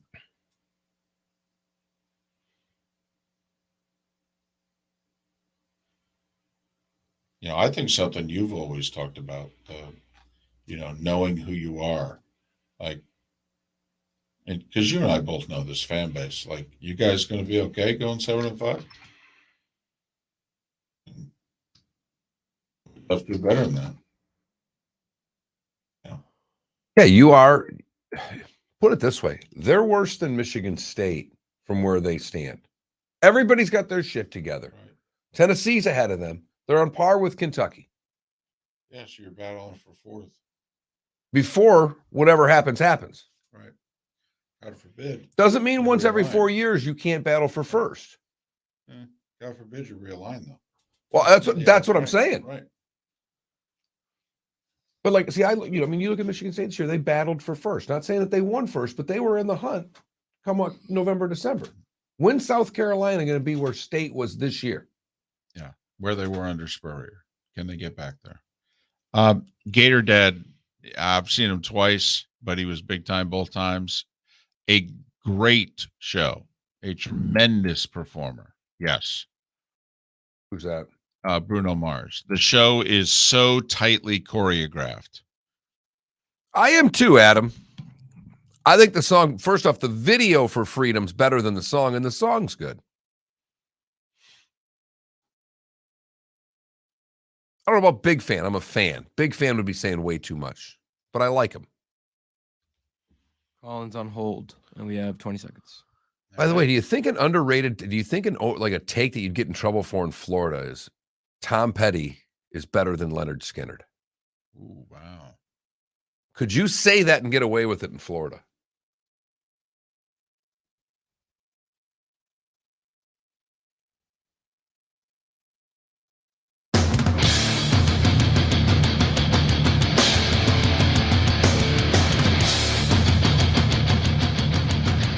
You are listening to Miller and Moulton, exclusively on the Florida Sports Network. And now, here's Mark Miller and David Moulton.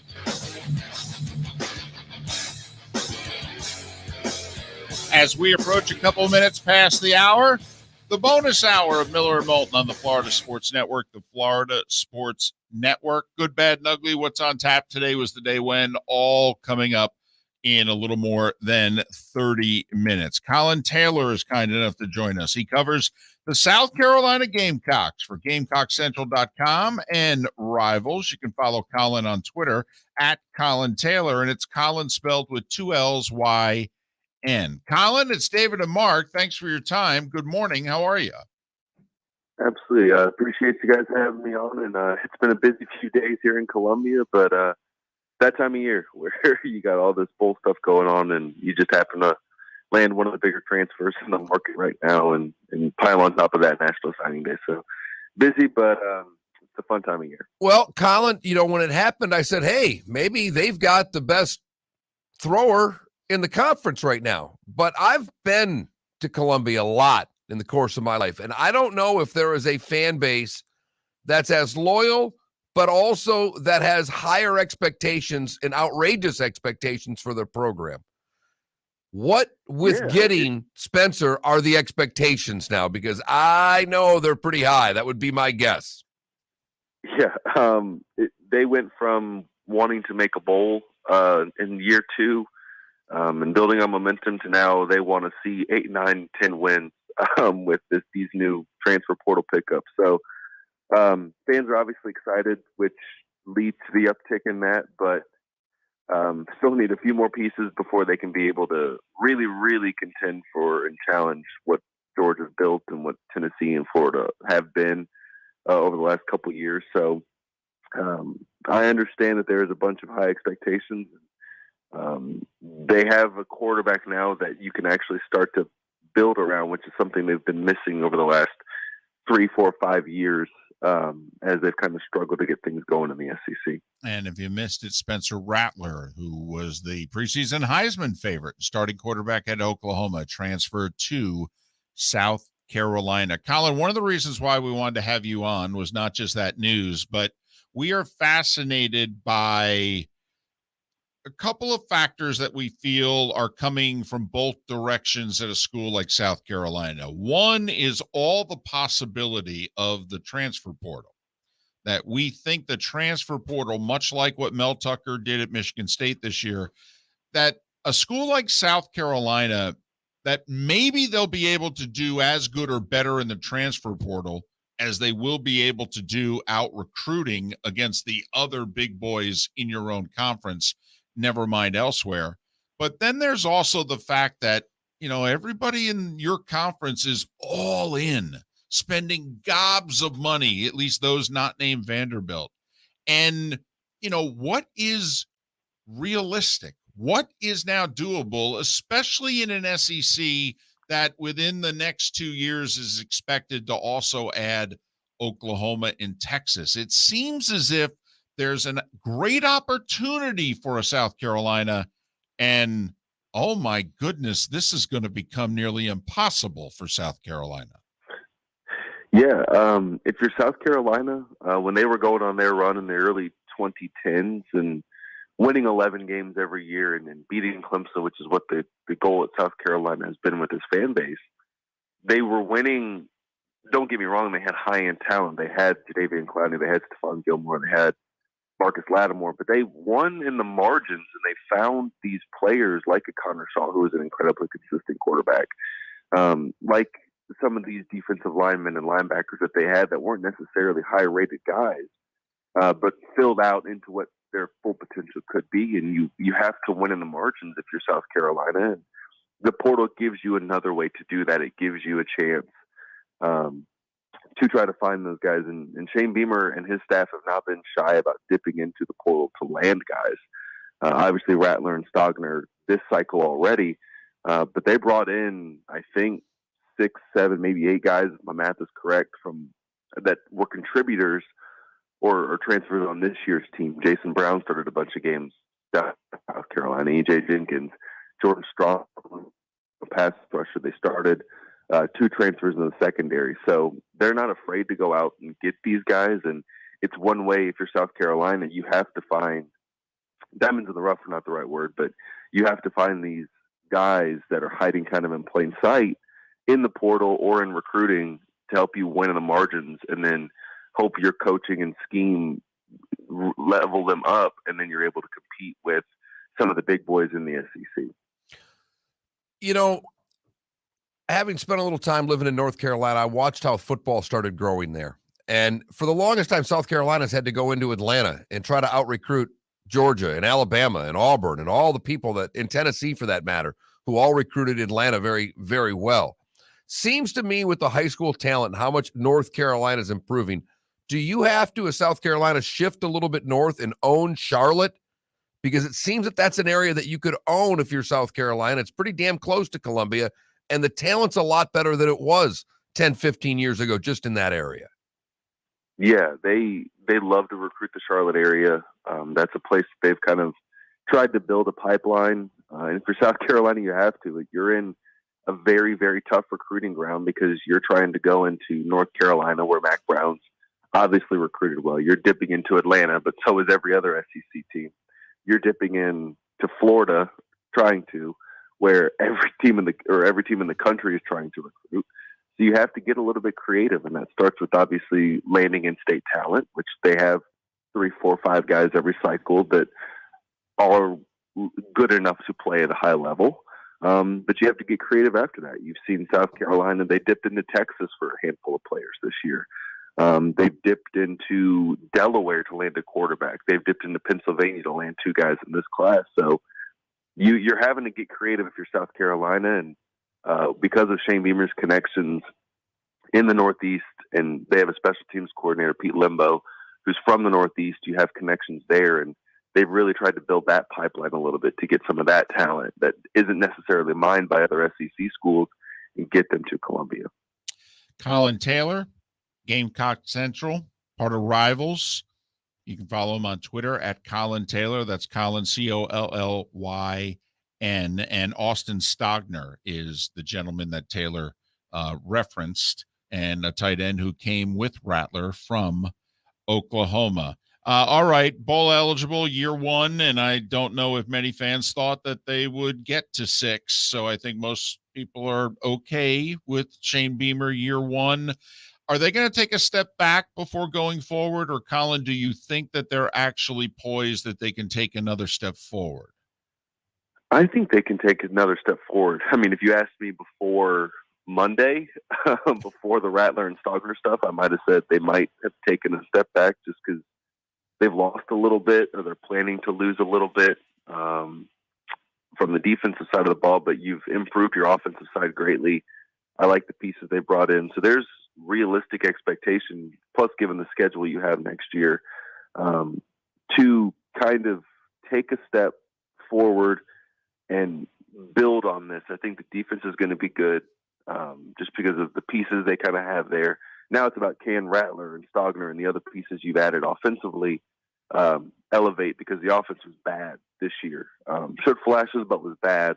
And they really need to figure that out if they're going to take that next step forward. So in short, yes, I do think so, but they still have to figure out a way to make the offense more efficient compared to what it was this year. And Collyn, final question, 10 seconds. And I don't know if you've asked Beamer and the staff this, but do they want to keep early signing? Because there's talk that, with as wild, for lack of a better word, as the last 3-4 weeks have been in the sport, that maybe, we got to do away with early signing because that's why coaches are getting fired so early. And maybe we need to go back to the way it was. Gut feeling, don't know if you talked to Beamer and his staff about it, but do the folks want to keep it the way it is? He loves it, especially for an entrenched coach. Likes to get these guys in the boat as early as possible. So they like it, but understand that obviously if it's a coaching change, things get a little hairy and less ideal there. Well, Collyn, thanks. We appreciate your time and your insight, and good luck the rest of this week, and hell, rest of today for that matter. And have a great holiday. Hopefully we can talk again. Yeah, absolutely. Appreciate you guys having me on, and hope you guys have a great holiday season as well. Collyn Taylor covers the Gamecocks of South Carolina for GamecockCentral.com, part of the Rivals umbrella there, and follow him on Twitter, Collyn, 2 L's, YN, Collyn Taylor, joining us here on Miller and Moulton. Interesting school, kind of in between. Wanted to kind of go that angle.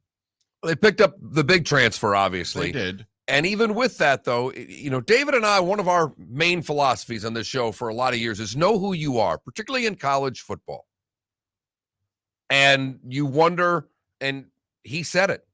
Collyn said it. Well, we got this guy there, 10 wins now. That's what they expect. And I remember I went to South Carolina's first game that Lou Holtz coached.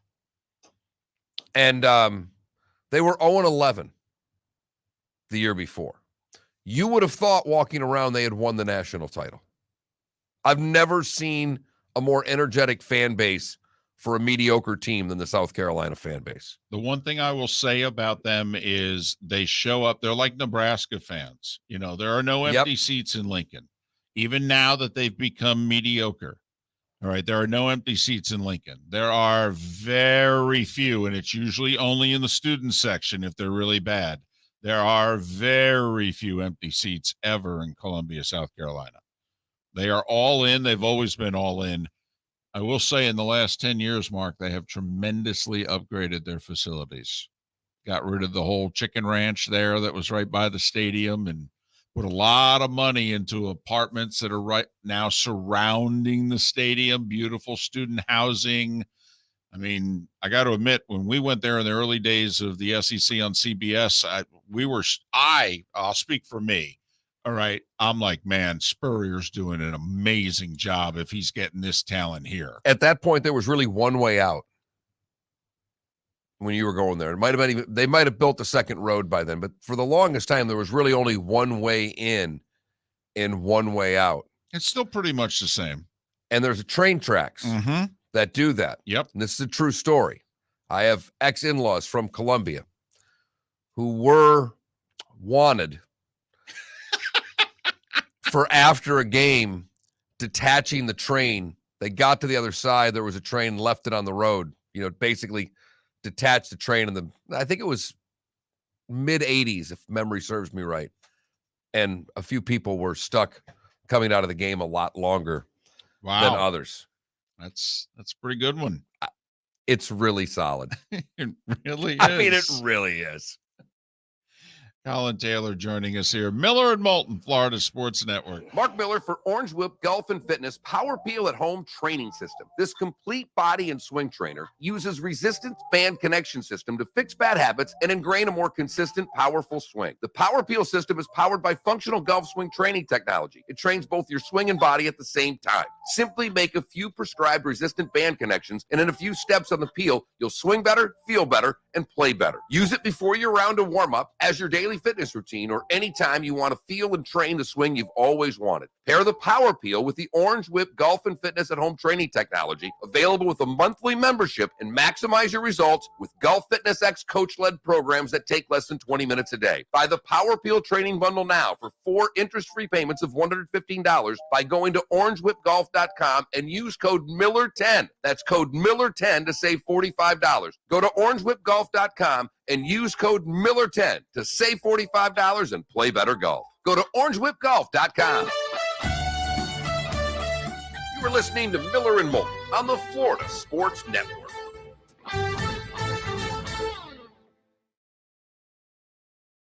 Cool. I mean, really cool downtown. I think David Grant was just there. Look at this. This is the second time for him. Who's the lady on the right? Diana Rossini. Okay. I believe. She's got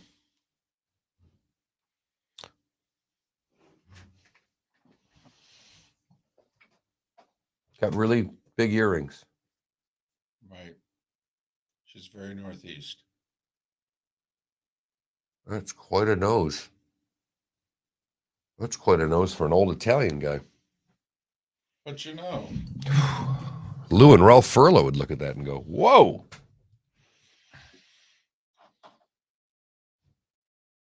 Ha! The 3-pointers joke. Yeah. That's good. Although after you wishing a person killed in a plane crash, I didn't think that one was funny there. No offense.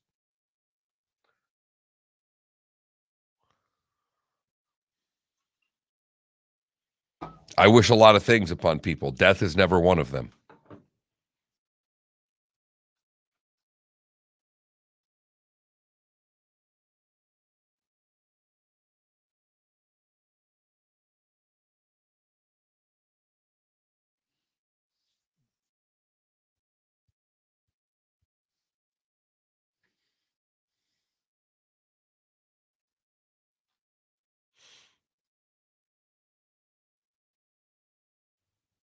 Some good today was a days. I may miss him then. Gone with the Wind? Oh, I got that. Schindler's List. Folsom Prison Blues. I got that. Trivial Pursuit was developed on this day.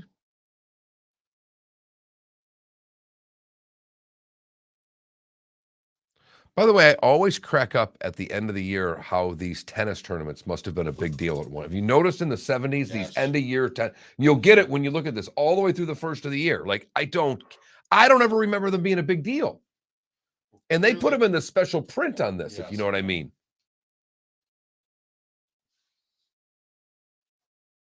And their love of cricket. Chess and cricket. Well, it's obviously this guy's from England or Canada that does. I think he's Canadian. I'm not positive. But the Don Bradman cricket references, when you start doing that, how often he is the Wayne Gretzky of cricket. Right. And maybe more like the Gordie Howe time-wise, because yes.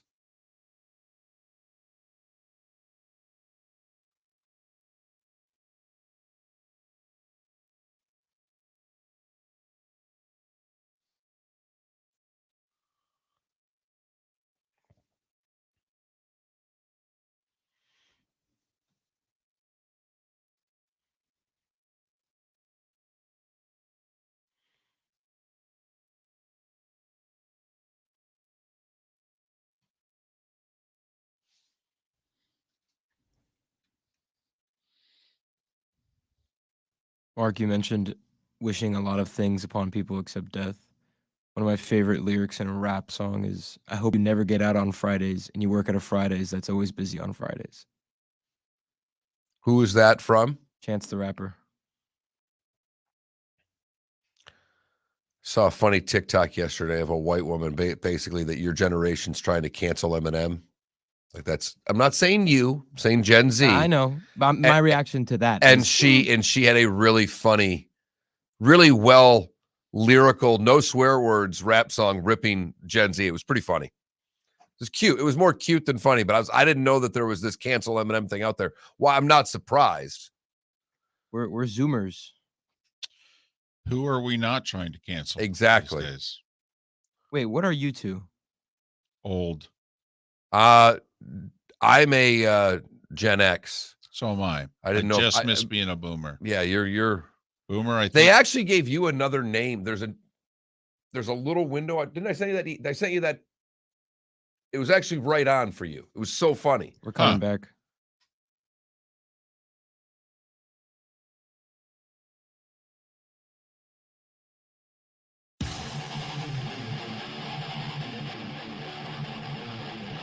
You're listening to Miller and Moulton, exclusively on the Florida Sports Network.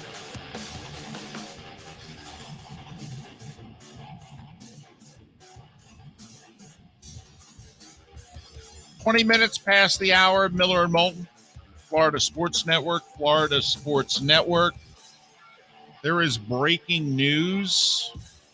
Browns head coach Kevin Stefanski. Did it say he tested positive, or did it say that he's going into COVID protocols? Because Stefanski, if you remember, missed the playoff game against the Steelers last year, I believe, because he tested positive. He watched it from home on his basement. Didn't he do a halftime interview with Al and Chris on Sunday Night Football, a wild card weekend? Now, you get to, there's already been a false positive test. Rams tight end Tyler Higbee missed Monday's game. Turns out it was a false positive. Should have been able to play, but bad luck. Missed the game. Fortunately for him and his team, they won. But the Browns with 7 players and a trainer in COVID protocols, and now word this morning that Kevin Stefanski's been impacted by it a second time, about 11 months apart.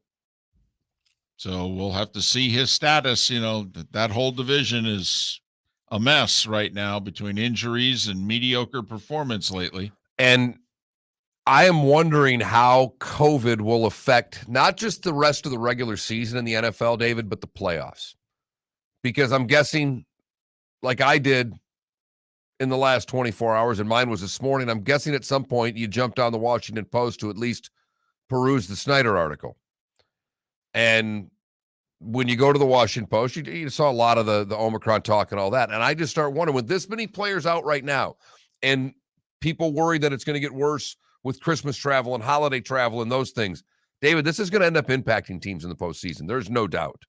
Now, 75 players have tested positive over the last 2 days. The Browns came out in the last 20 minutes and announced that Stefanski has, in fact, tested positive.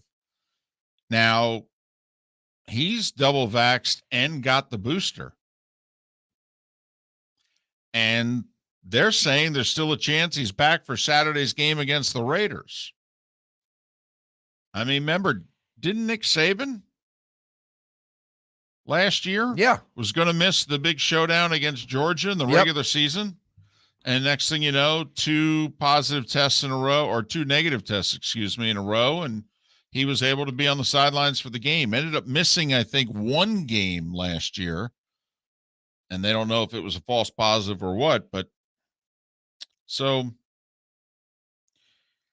right now, special teams coach Mike Pfeiffer will be the acting head coach for the 3rd time in his career. There's a joke that Pfeiffer, the first time he was interim head coach, they lost. And as a Browns beat writer pointed out, that his kids jokingly referred to him as 0 for 1 for a good chunk of his career. But the second time he was interim head coach, they won. We've not brought up much of Lane Kiffin today. No. And Lane yesterday, very eloquently, as only Lane can do, said what everybody's known for a long time. These kids are going to go where they're getting the best NIL deal. They're telling me flat out, I'm waiting to see if I can get a better deal here or I can get a better deal there. Right. We heard about Texas that has done their own charitable venture with big boosters to put money into a fund. Kentucky doing the same thing. This is the new angle of which colleges are going to take. That big booster that gave the coach money at whatever place, started at Michigan State, it's happened at a few others. You're going to see other boosters start putting together some sort of NIL brand for their schools. And I wonder, and remember, we're in favor of this, you and I. Yes. So we are going to have to live with the consequences of this. If there's a day that comes down the road where we have to go, we were wrong, because we have been in favor of this and we are in favor of this.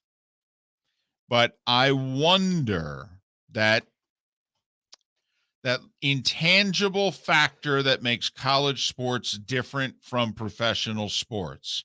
And now that there's not just obscene money that is going to be involved and is involved with coaches and staffs and football programs, but now we are going to have multiple 7-figure NIL deals with players. Hell, David, who cares if they're 7 figures? What if they're just 5 figures for everybody on the team? You know what I mean? It's to the point now where I think a lot of us are at least somewhat comfortable with the top athlete getting, like, we all look back at Tim Tebow and go, how the hell did he not get paid for the money he made for the university? You know, it's tough to look at some of these players and say that. What I think is about to happen, and, you know, you and I sat down with a couple of guys who had a wild idea, and the more I think about that idea, that's what's going on. Big money is getting put into charitable trusts, and they're going to be paying the whole team. And guys are just going to go where they get paid the most. And it's not just about the 5-star quarterback getting paid. It's about the 3-star lineman. I mean, the kid from Naples High that flipped from Notre Dame to Florida basically said in his press conference this morning that it was about money. And he got a better deal in Gainesville. The kid that's between Kentucky and Michigan State, a big 6'8" offensive lineman, had a press conference this morning sponsored by Takis to explain that he was going to make an announcement, that his announcement was he's not going to make an announcement until a later date. But he got paid to make that announcement this morning. And he's going to get paid wherever he goes, and he's holding out to see which place is going to pay him more. Right, as they fight over him. And right in the middle of this, the Big Blue legacy will work with the Virtus brand. I think the lineman's going to Kentucky. I think Kentucky just stepped up here in the last couple of hours. Well, and let's be brutally honest. What often places and times was going on behind the scenes is now just going to be out in the open. I mean, instead of cash in a brown paper bag, now you can do a legitimate business transaction. Mark, I'm telling you, I think fans were okay with it being done in cash in a brown paper bag. Yep. I don't think many of those same fans are going to be okay with this being a legitimate business transaction in which we will know the actual amount of cash that it takes to secure such and such a player.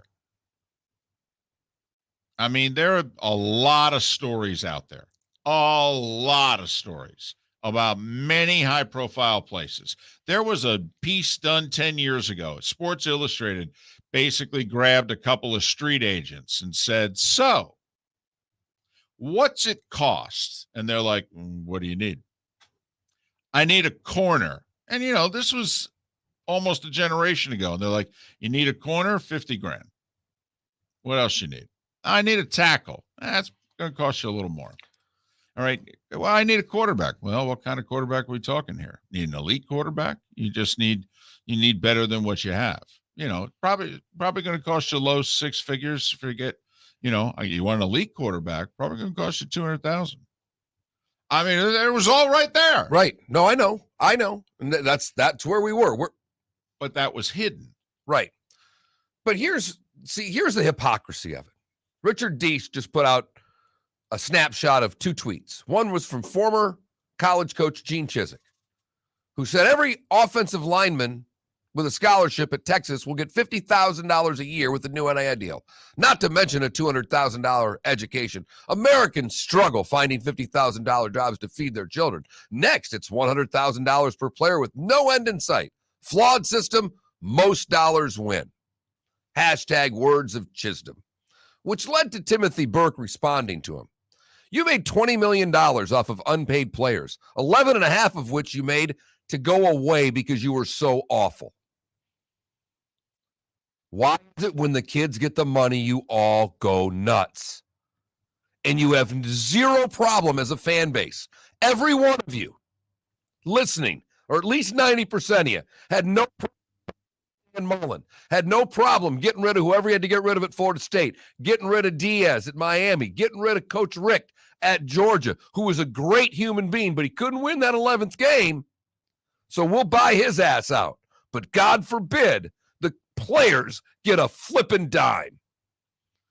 It's not that I don't think they resent them getting a dime. I think a lot of people have changed their minds about that. I think that, we've had 2 waves of this. It was no, they shouldn't be compensated. Yes, they should.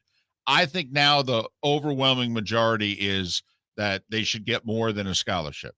I just think the fact that now it's going to be known that they were much happier. It's almost like drug dealing out in the open versus in the back alley. Don't do it in front of the store. Do it in the back. Can you do it in the back? All right. I mean, if you do it in the front of the store, everybody knows about it. Can you do it in the back?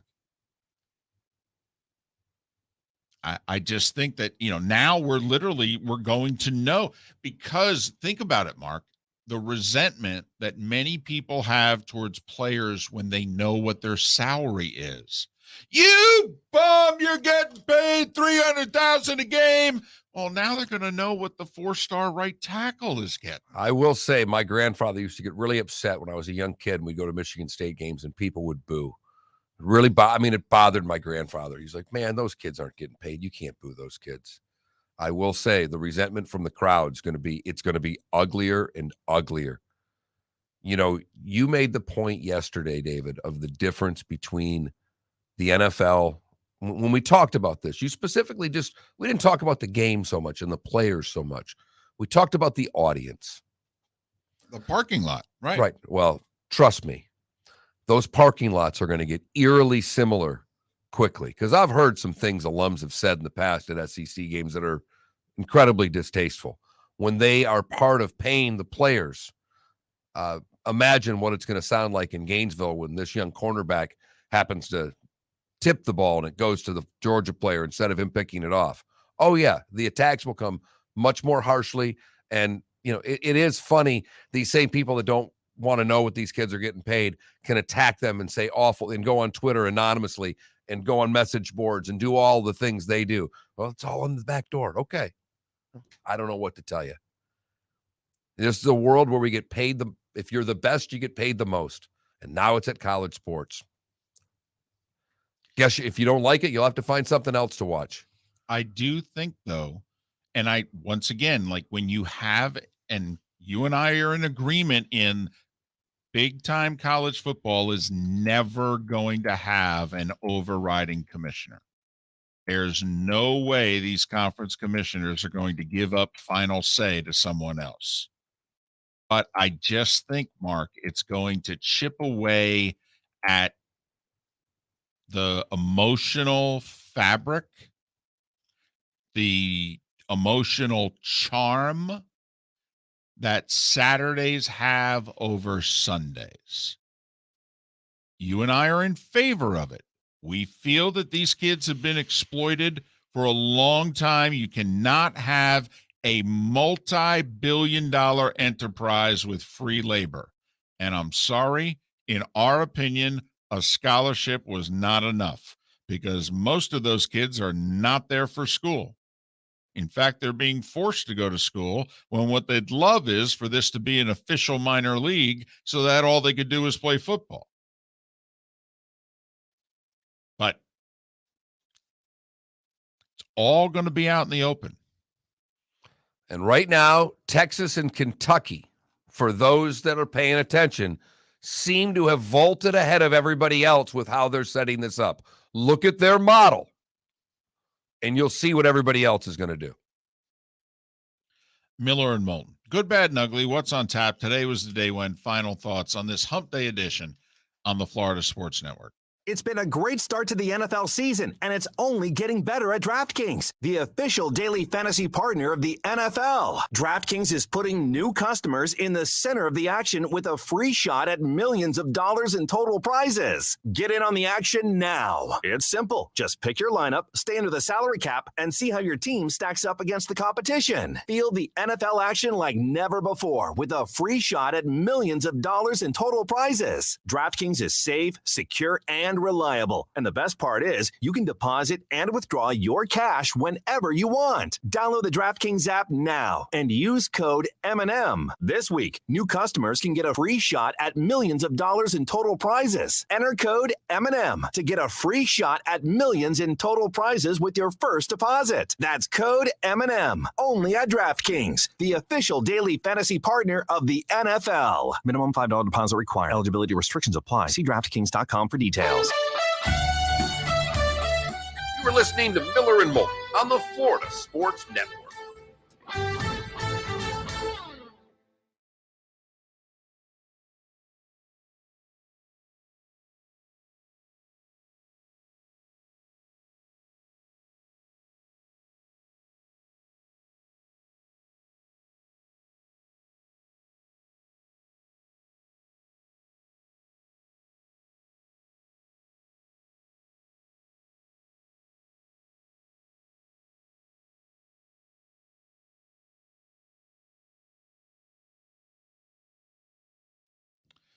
Steph, the fourth best player of his generation.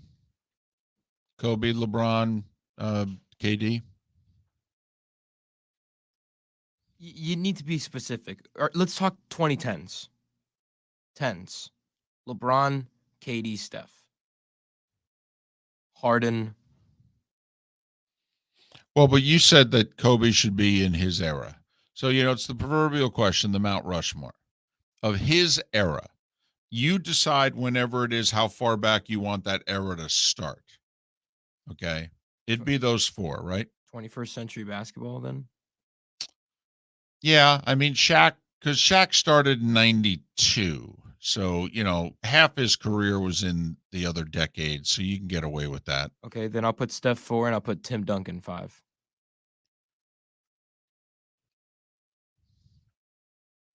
Let's see. Duncan was... He won in 99. You're right. He was a rookie, so he came out in the spring of 98. So, yeah. So his career was... I think Tim Duncan... Death, taxes, and 20 and 10 from Tim Duncan. He's just inevitable. Man, it was so annoying watching the Heat play the Spurs because, you can't even hate them because of how perfect their basketball I was going to say they were too efficient. They're too good. Yeah. The fact that we beat them still blows my mind. Well, it was a fascinating coaching, mistake. To not have Duncan. Yeah, because in theory, he grabs that rebound instead of Bosch, and it's over. Yeah.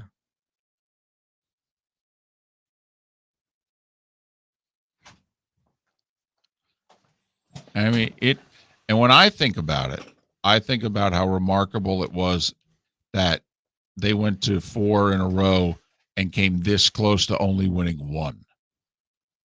Bills? No, Oh, sorry. I just saw Giants up there. I didn't know. We were talking little hoop. Oh, and really? NBA? I brought it up. It's my fault. Surprised during a commercial break. We usually don't talk basketball.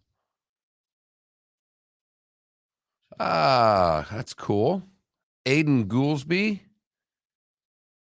a 6'2" wide receiver D back, is going to be a Gopher from Lehigh High School. Nice. Sure. It's one thing when it's Naples because they get kid. You know what I mean? It's like I just like seeing the other. By the way, David, in that 2013 finals, Danny Green set a then NBA record for most 3-pointers made in a final series. So you had that on top of everything. Well, and we've talked about it before. What's amazing is heading into the 2012 finals that the Heat were the underdogs. They were.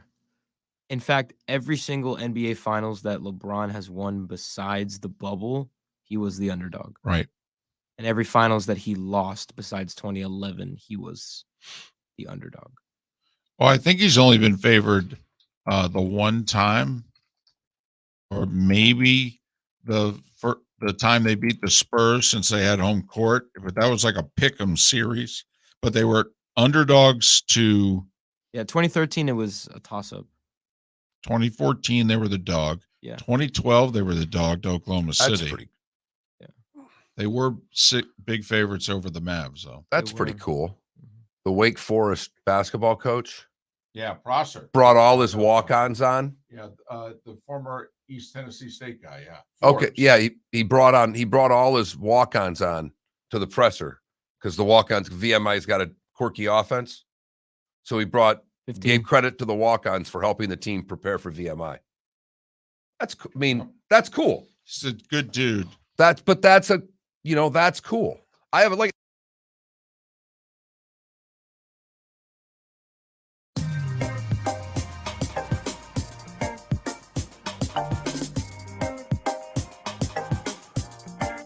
Welcome back to Miller and Moulton, only on the Florida Sports Network.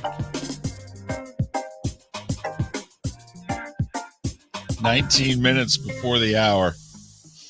Miller and Moulton, the Florida Sports Network, the Florida Sports Network. Weekday morning, 6 to 10. Miller and Moulton live, twitch.tv/Miller and Moulton. Watch the show. Mark left the room. Felipe and I went on a tangent. Mark came in and said, please tell me you're done. I guessed a football thing. Right. 4 in a row to title, and I was wrong. And right. You guys were talking hoop again. Right. And it was my fault. I brought it up. No, that's all right. I wanted to put him on the spot and get a final answer as to, at his ripe age of 21, during his generation, what is his Mount Rushmore? Gotcha. That's all. Wish I'd have been here for that. It's time now for Leave it to the oldest guy in the show, and definitely the oldest soul to live in the past. Here's David Moulton with Today Was the Day When... You jerk. I resemble that. 230 years ago. That's where we're starting. Big day, though. Don't mock me going back to 1791. This is a big day. This is a big one. Bill of Rights was ratified. There you go. Thank you very much. You know, Amendments 1 through 10 of the Constitution. Look them up. Kind of noteworthy. We're still debating a few to this day.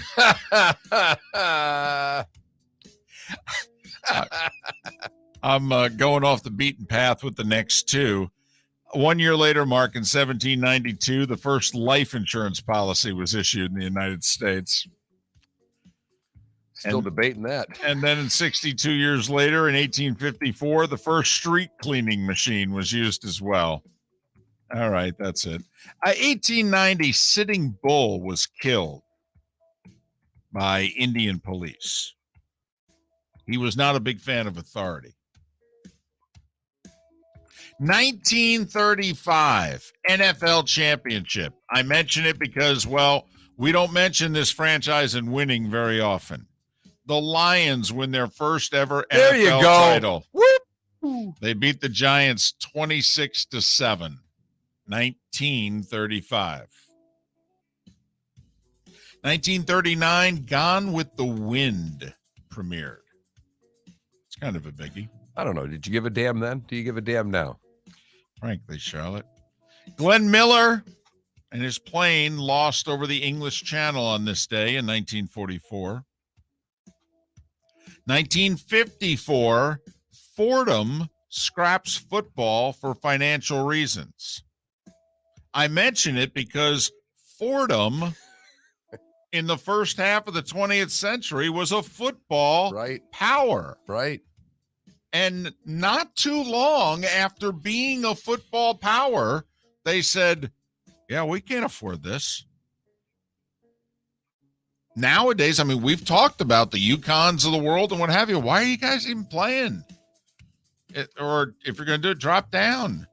Fordham, a trendsetter, Mark, 1954. They go, yeah, we can't afford this. Sorry. 1955, Folsom Prison Blues released as a single. If memory serves me correctly, 13 years later, it's the Billboard Album of the Year. I think that's right. I think that's right. E, A, B7. That's all it is, Dave. It's 3 damn chords. It worked. You're damn right it does. That's all I know. 1973, Tennessee beats Temple in basketball. Care to guess the score? 11-6. Thought it was worthy of mention. 1979, the board game Trivial Pursuit was developed. By a Canadian. Yes. 2 men. Okay, one of them Canadian. 1980, Dave Winfield signs what was a stop the presses, oh my goodness deal. He leaves the Padres for the Yankees, 10 years, $15 million. With incentives and what have you, I think it could have been 20. George Steinbrenner hated him 4 minutes after signing him. And he hated George 6 minutes after signing it. Correct. But the one guy kept writing the checks and the other guy kept cashing them. Right. Bill Parcells began his head coaching career on the state in 1982. Ray Perkins had left the Giants to go replace Paul Bear Bryant as head coach at Alabama. 1983, Mark, and this was, early 80s, drug use, not as, I don't want to say accepted, but it didn't stop traffic now the way it did then. 3 Kansas City Royals busted for cocaine use and suspended, including Willie Wilson, who was a stalwart on those great late 70s, early 80s Royals teams. Mark, it was on this date in 1993. Schindler's List premiered. Other premieres on this date, $1 Million Baby. Boy, you really went for 2 really happy-go-lucky movies there. No doubt. Hey, after Schindler's List, let's go watch $1 Million Baby. All right. Okay. How about this? Star Wars The Last Jedi 4 years ago? If you say so. Hey. Never heard of it. It's a toe tapper compared to the other 2. You're darn right it is. You got to give me that. 49ers retired Joe Montana's jersey on the state in 97. Carson Palmer won his Heisman today in 2002. Sam Bradford won it in 2008. Barry Bonds' sentence on this date in 2011 for a grand jury appearance that he made 8 years earlier. This was the only thing that Bonds was ever found guilty of by the legal system. It was obstruction of justice. 30 days house arrest, 2 years probation, 250 hours community service. Remember, the feds went after him, part of Balco, right, for steroids. They didn't get him on any of it. They got him on obstruction of justice, and that's all. B.B. King awarded the Presidential Medal of Freedom, Mark, on this date 15 years ago. Boeing 787 made its maiden flight, the first 787s 12 years ago. Mark, in 2019, an event that we don't really pay attention to, the President's Cup. It's really, particularly me. It's had 2 noteworthy additions, really. The one that ended in a tie, and then 2 years ago, believe it or not, the U.S. had to have a big Sunday rally. They went 6-2-4 in singles to come from behind and win the President's Cup 18-16. The U.S. has won 8 of them in a row. And 2 years ago today, the Raiders played their final home game in Oakland. The Jags scored 17 unanswered points to ruin the occasion and win 20-16. A year ago today, Giannis signed his Supermax with the Bucks. That seems to have worked out okay for everybody. The late Tim Conway, born on this date in 1933. The late Nick Bonacani, born on this date in 1940. Tim Conway was so damn funny. Laugh. He and Harry Corman, that stuff. You go, people do the YouTube and start getting into things that we know, and you and I can go down a Letterman hole. You do some of that Harvey Korman, Tim Conway stuff and see if you can keep a straight face for more than 30, 40 seconds. And Conway was the one who could always keep the straight face when everyone else around him was cracking up. Art Howe, really a positive depiction of him in the movie Moneyball. He's 75 today. Don Johnson of Miami Vice fame. Mentioned that for my wife. He's 72. I think my wife would leave me today for Don Johnson. I guarantee you she would. Mo Vaughn is 54. Rodney Harrison is 49. Josh Norman is 34. And that mark is this day. Just a couple omissions here, because one I think is a really good story. From a birthday standpoint, Alan Freed, who may be responsible for founding rock and roll, but certainly for the phrase rock and roll, born today 100 years ago. This is a great story. Young Frankenstein opened in theaters today in 1974. Okay, that's fine. But Aerosmith is recording Toys in the Attic. They go see the film. They laugh hysterically when Igor tells Dr. Frankenstein to walk this way. They go back to the studio and have the title to the track they've been working on. Nice. That is a great Paul Harvey rest of the story right there. And Snoop released The Chronic today in 1992. Maybe it's certainly a top 3 hip-hop album. It may be better than that. That leads us to... You've heard folks elsewhere mock Florida is gonna Florida. Well, Mark Miller sees it differently. He calls it the good, the bad, and the ugly. What you got, Mark? This does not happen too often, but it is a double shot, good, bad, and ugly today. A sports and a regular. First for the good in sports. The Wake Forest coach, what a job, brings his walk-ons onto the podium to give them all credit for helping the team prepare for VMI. They ran the office all week. That's a great move by Wake Forest head coach Steve Forbes. Where was he at? East Tennessee State. There you go. That. For the bad right now, we've done the whole thing. For the bad sports, we'll just go the whole COVID thing because I got to get to the ugly. When Drexel had Choppin' State coming to town, they forgot their jerseys. You got one job as the manager. Right. One job. Home white, road, solid. So they didn't go Skinsworth shirts. Drexel gave them their blue practice jerseys. Now for the real good, bad, and ugly. If you've followed this, a wild story, but this girl started her Trade Me project on TikTok with a bobby pin. She kept trading this, that, and the other. Started in May of 2020. She made her final trade for a house. She started with a bobby pin, ended up with a house. That's pretty good. That is. For the bad, and it's good because our guys in Lee County did their job, but a woman was shot with airsoft pellets while she was walking down Whiskey Creek Drive on Sunday. Absolutely horrible. Walking her dog in a car, came out, airsoft pellets, and popped her.